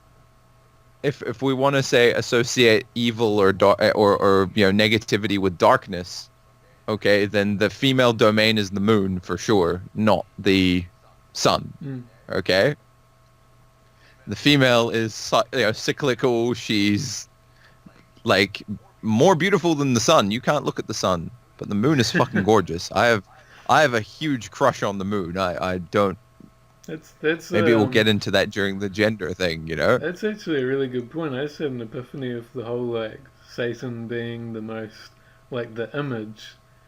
It's yeah, the sun and the moon are actually a really good analogy for that because it's like the moon is really beautiful but isn't the source of its own beauty and doesn't Yeah. really give any sustenance, whereas the sun, yeah, it's like the thing, the actual thing, but then it's so bright that you can't even look at it. So that's a really good analogy. When I was really bitter about my ex leaving me, I sort of concluded one day that it's like the moon is absolutely beautiful, but without the sun shining his light on her, she's just a rock. Mm. It's like, what is beauty if you don't have someone to observe said beauty? Yeah. And it's the same thing. It's like, what is the protector if the protector has nothing to protect? Mm. If we're to say, it's like, what's the male's role if he doesn't have anything to serve? Like, what is beauty without the observer, and what is the observer without beauty? Mm. The two are not mutually exclusive. Sorry, the two are they're necessary for each other's existence, or not mutually exclusive. No, you said it right this time. Yeah. Okay. Yeah. So we've gone to gender. Like, catch us next time for. And gender's gonna be such a. It's just. I worry that like we could have an entire podcast series about it. Like, I can't do it. Like, and I'm okay with it because as far as I'm concerned, it's like gender is ultimately a manifestation of that light dark Taoism type thing. So you're ultimately, whenever you're talking about the dualistic world, you're talking about gender. But then. Just, is it really a dualistic like, world? Yeah. All is God. Just all the non-binary shit and like. Yeah, I think it would be very naive to just think like. Well, not saying that you think this, but a lot of people would, where they come in and just be like, oh, gender, alright, so I'm just gonna like take a binary approach and talk in dualistic metaphysics, and it's like, no. I mean, I personally am from that mindset. As possibly bigoted as backwards it is, it's like, as far as I'm concerned, it's like that's the system we've had for the last however many millennia. Oh no, sorry, I don't mean like that. I mean more like, for example, you could say the union of man and woman is metaphor for reunion to God. Therefore, if you're talking about God, then you're talking about non-duality, and just how gender can very quickly lead into more intense concepts, or like how he talked about the transcendent, the transsexual being of the future, and it's like, oh, now you're talking about the future, and now you're talking about like fucking genetics, and it's thing. There's like a lot of tentacles. There, and I don't look at them as tentacles. I look at them as snakes of chaos that must be addressed. Yeah, same. God same damn it, thing. Peterson fucking like is really the thing is, it's like he said so much stuff when I was like vulnerable, let's say, that was relevant stuff I'd already been thinking and put together. Mm. Hence, I was like, oh man, this guy's like got it. But I'm not growing out of Peterson so much as just trying very hard not to get caught into this like puppet ideology, because that's Yeah. exactly what he talks about not doing, and so many of his Oh fans man, yeah. seem to get caught in that He trap. must. That's the one question I'd ask him, eh? Like if I had him on a podcast, I'd just be like, Yeah. do you hate your fans for taking you too seriously? Because I most of the Peterson people I've talked to, they're just like, oh, he like understands fucking like the logos, like he gets the ultimate, like his whole like order out of chaos thing. It's like, nah, that's just Taoism, man. Like that's, and yeah. this is why another reason if you listen to Peugeot still, this is why you should listen to Peugeot, because Peugeot actually puts him in his place. He's like, yo, Peterson, like you're saying that Christianity is all about the Logos and Taoism, but it's not. So yeah, I actually Yeah. agree. Okay, maybe I'll check out Peugeot, but I just really hate the French accent, so I can't do it. Like I'm racist. I'm fucking racist. I can't. I just like blah, blah, blah. He doesn't actually sound like that, but I just like go, Yeah, yeah, it's very subtle. fuck you, Euro trash. Like, um, but oh fuck, I had something before like raging at the Euro trash. Shit, that's gone. The Peugeot has its own I, problems. everybody does. It's like nobody has the truth. They've got bits of the truth, you know. Well, I don't know. I have to agree with Peterson though that how can I word this? The, Oh yeah, I remember what I was gonna say. yeah, do you want me to go first? Or? Go make your point first. Yeah, go ahead. So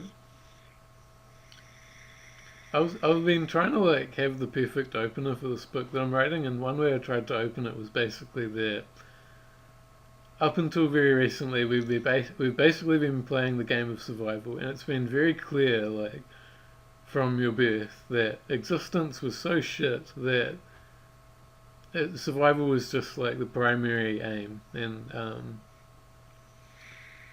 whereas how can I word this? Yeah, so after that, and now we're in all this chaos, and that's sort of what I feel Peterson's talking about, where, and this is linked to, like the pill and women's liberation, like, and technological utopia and everything, and capitalism. It's like, it's just an entirely new game. Like, we've only really been improving the world for like 200 years. And then before Yeah. that, the improvements were so few and far between and ambiguous that that wasn't even really I don't know, just science, everything. So it's like, I think back then there were people who knew, like, absolutely what the name of the game was, and they could legitimately say, like, this is how it is, and they didn't have to make any relative concession or anything and be like, oh, maybe I'm wrong. So I feel like Yeah. in these times we're sort of making the new thing. So I think at some point, maybe in our lifetimes, someone will legitimately be able to say like, I've looked at the new world and I've figured it out, and like here's the actual, not unquestionable. Like here's sort of the story of the new game for a while, maybe a couple more thousand years. I don't know. Anyway. When you say the game, what do you mean? It's like, do you want to know where my like model for ultimate morality is? Yeah, sure. It's a bit silly, but I keep going back to it, and it's trees. Okay. Trees, right? Okay, so I mean, and it's like, don't you shouldn't take it too unseriously, because there's like the world tree and all of that. A lot of tree imagery. yeah, Yeah. so trees, right? They are relatively non-destructive, all right? And when they very slowly, Mm. it's about growing as high as you can, all right? Being as self-sustaining as possible within the rules of the system, all right? about being as balanced down this way as you are up that way so you can stay standing upright. All right. And you also need to provide more to everything around you than what you get. Hmm. Trees, man. Like, and trees don't succeed by making big leaps. Trees succeed by just nit, nit, nit. And somehow with that little nit, nit, nit, those roots can break rock. Those roots can break through concrete. The seedling can eventually push out from under the dirt after, the fucking firestorm has like destroyed everything. It's like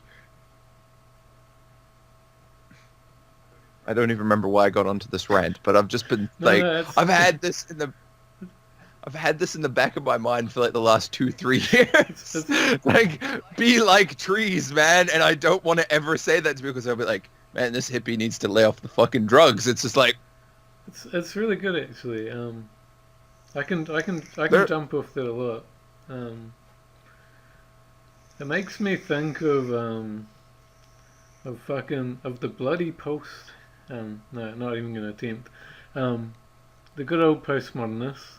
I don't yeah, hate them. Um, where they talk about the concept of the tree as sort of analogous to this hierarchical thing breaking down. But I don't want to get into that. I just thought I'd reference it for people. yeah, we were supposed to end the episode like 20 minutes ago. No, we're only on the 2 hour mark. So Only on the 2 hour yeah, mark. Shit, man. I've been waiting to be called out for lasagna. That's what that text message was like an hour ago. I'm missing lasagna. The moral good subjects that I Right. must leave right all right, now. No, all no, right. no. Go. Final. Finish, No, finish, it is a good. finish It's the a point. good final point actually. So I think that tree idea is the ultimate metaphor for how to be good in a predominantly natural world. And I Yeah, think that's precisely why shit is fucking up now that science has taken the reins, because that's not how progress is made now. Now, instead of the little tiny movements, now, progress is extremely fast, and how it does that is um, Derrida, the French postmodernist that Peterson hates, um, he gave the analogy of a ginger root. So a ginger root has it's called a rhizome. So a rhizome is a very specific structure that it has all these. I can't really explain it on the podcast because it's too detailed, but it has all these properties. Like for example, if you cut it in half, it just keeps growing as two halves, or it'll like rejoin, and it's yeah, just sort of like this mesh, right? It's just this sort of like amorphous blob in a way. It's sort of like a giant hive sort of bacteria style thing, yeah, and that's like a better analogy to what the unnatural world is, where it just sort of it's almost like a cancer. It's so powerful that it just, to use Zizek's words, maybe like the more capitalism rots, the quicker it grows. Like there's something about this like productive material way that is so different to this natural this natural tree structure. And I feel like we romanticize that in the same way that we romanticize like medieval life. Like Peterson's openly said that he's a neo-medievalist, which is obvious because he's trying to like. Never heard him say that, but okay, go What on. he means by that is like we should bring back things like the hero's journey as like the archetype for the perfect man, and I have to agree with the realist camp of like Brett Weinstein and Sam Harris and stuff, that I just don't think that shit will ever cut it. Like the symbology of the tree or the hero, purely because yeah, that's just not. I don't think that's how the world works anymore. We have prototypes and all these things that you would never see in nature. Like you would never see a prototype in nature. The Yeah, you would. well, no. Let me I, clarify. Hold on. Let me clarify. all right, all right, all It's right. it's like You would see. Sorry, that was really rude of me. No. It's because the English language is quite crap, and in the same way, like I'm using big words for things that I should just say specifically. Like, think about the difference between a robot navigating the world versus a human. The idea of the human is that you just sort of fucking wing your way through everything, and then eventually existence becomes too heavy and you just die. Like, that's the simplest way to word it, right? And for that, yes, the metaphor of a tree is great, because it stops you from like burning out through impulse, but the robot, it sort of just it's almost the exact opposite, like the robot goes out with knowing everything, whereas the baby goes out with knowing nothing. So like the robot has this like all this knowledge, and then eventually it just hits something that is impossible. Like it doesn't die, but it just stops. It just like freezes, Yeah. right? And then another robot comes to it and gets it to start again. And it's like we're not robots, but our way of life or existence, and I'm using life very broadly because I sort of believe that robots are life. They're just a new form of life. Um, Okay. that yeah, the way we navigate the world, it's becoming more and more robotic, even though we're not robots. And I feel like that sort of it's just this new thing. Like the way that Weinstein said it is science and robots and all this shit. Like it's only been around for 200 years maximum, and there's just like nothing in history will be able to explain it. Like it's just too powerful to be explained with traditional or like quote unquote human morality. I mean, my first sort of addressing of that is like, I don't think they're alive. All right. A tree is very much alive. Hmm. Because it can die, it's alive. Yeah. All right. Um, and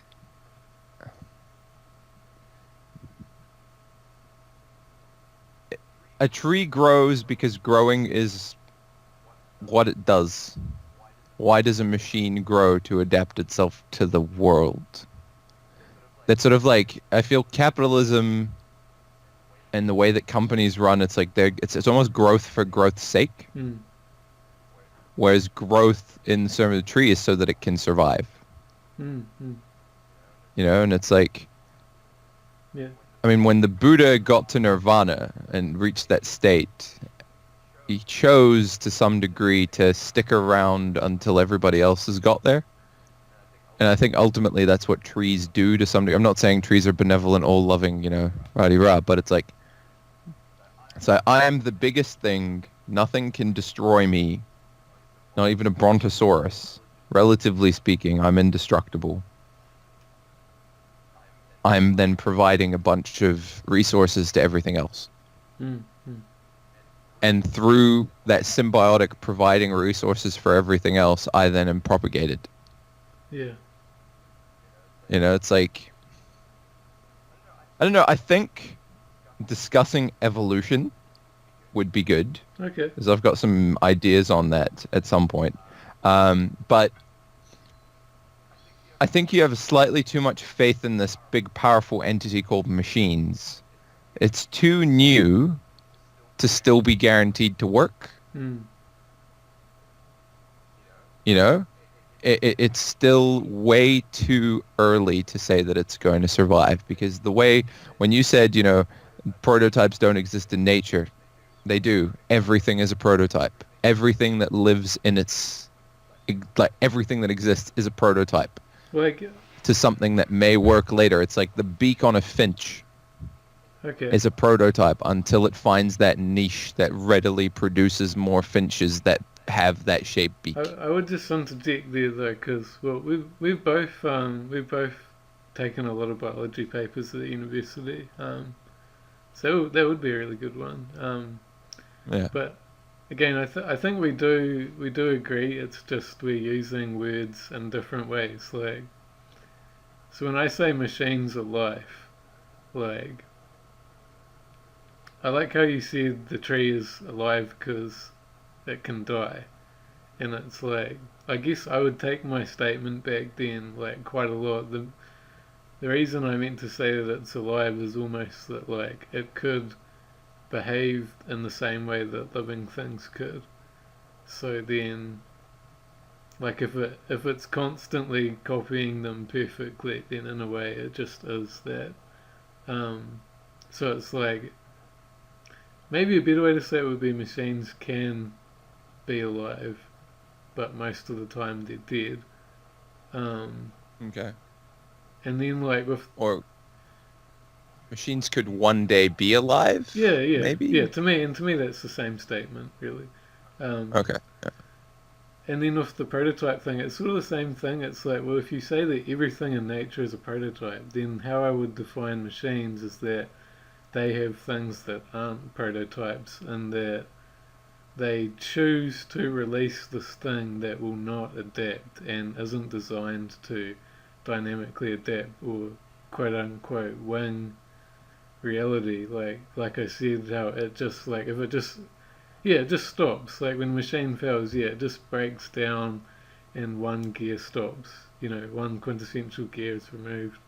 So, yeah, language. Very, very tricky language. And of course, this is because because we're talking about things that don't exist yet, we're talking about things that don't have words to explain them yet. So we're like using, Yeah. yeah. Hmm. Sorry, I sort of fucking roadblocked you with that. I'm to be honest, I'm a little bit, I'm Yeah, out. yeah, you're talking, yeah. It's not even that. I'm drained. It's been a really rough couple of days. Yeah. So I'm kind of like, I did this because I'm showing up and it's fun and I do enjoy it, but I'm not at 100%. I'm not even at like 60. So That's the best advertisement to all the viewers. what do you Just- mean? Come see me at yeah, 100. yeah. Just wait till you see his final form. Yeah. When I turn into a tree. I am Oakman. Let me photosynthesize. Like, Oakman versus Robo Boy. Tune in episode 3. No. Robo girl, get it right. You said it, not Robo, me. Robo bitch. Have you seen that fucking guy? No, I If you didn't. want to, I treasure my ignorance. if you want to see the like, world's best shit post, search mega faggot Robo bitch. just send me a link. Save me the Alright. time. This is the convenience age. All right. Oh, I'm sorry. My voice is not breaking. I just keep hiccuping. So let's see. Fuck it. Let's say my voice is breaking. Maybe I'm like Oak Boy, not Oak Man. Anyway, is that the conclusion to the podcast? Did we discuss morality? Like, I feel we missed the mark, like, Well, entirely. I mean, let's be honest, like, there's no way we could have hit it in a way, you know what I mean? Like, we're just carving it If- out, carving out the future. Yeah. Okay. If you think we could have done a better job on the subject of morality, tell us what we should have said or talked about, and maybe we'll try again Yeah. later. If you enjoyed this podcast, let us know, like and subscribe, all of that jazz, because if I don't give you a call to action, apparently you won't do it. But most importantly, tell us where we're wrong, and make Yes. sure to share it to share it on your Facebook, saying, "Look at these guys who are stupid, and this is why they said all this wrong stuff in their videos, and here's the correct answer." Yeah, but also make sure we can see the correct answer, otherwise we don't learn. Mhm. Yeah, that's important. Yeah. So until next time, I hopefully will be in to do it next week. I'm not 100% sure yet because I will be traveling and coming back from Whangamata, so it might start late or it might not happen at all. Mm-hmm. All right. And we might have a guest with us next week. If you think that you could do a better job than this, start your own podcast or ask to join ours for an episode as EJ has decided he wants to do. I'm really curious to see how that goes. And Should be fun. yeah, is there anything? Because he's from like a Christian-ish background, so I sort of wanted to do religion with him, but I don't know. I fuck it. We'll just have a free discussion that day. Hmm. Yeah. All right. Is there anything you'd like to say before we wrap up? Oh man. Yeah, fucking.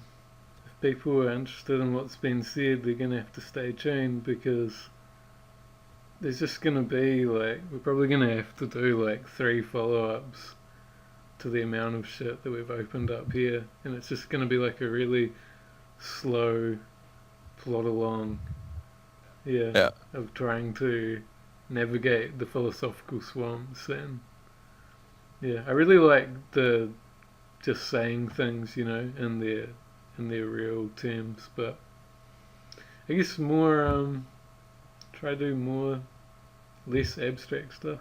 Jeez. Yeah. Yeah. I mean, I'm not very good at the abstract stuff. I don't think so. I'm very direct, and when it's like you pose to me a question like, "Can God make a rock that he can't lift?" I just go, "Stop being fucking stupid."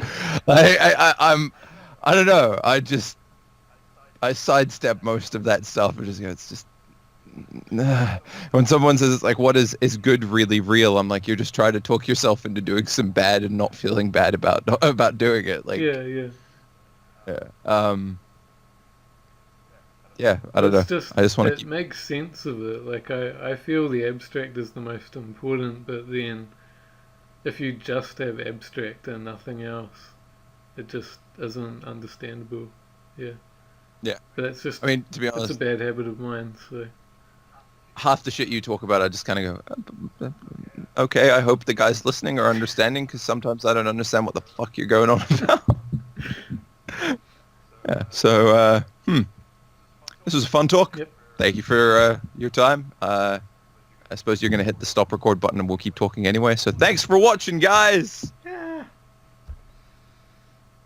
Have you turned it off?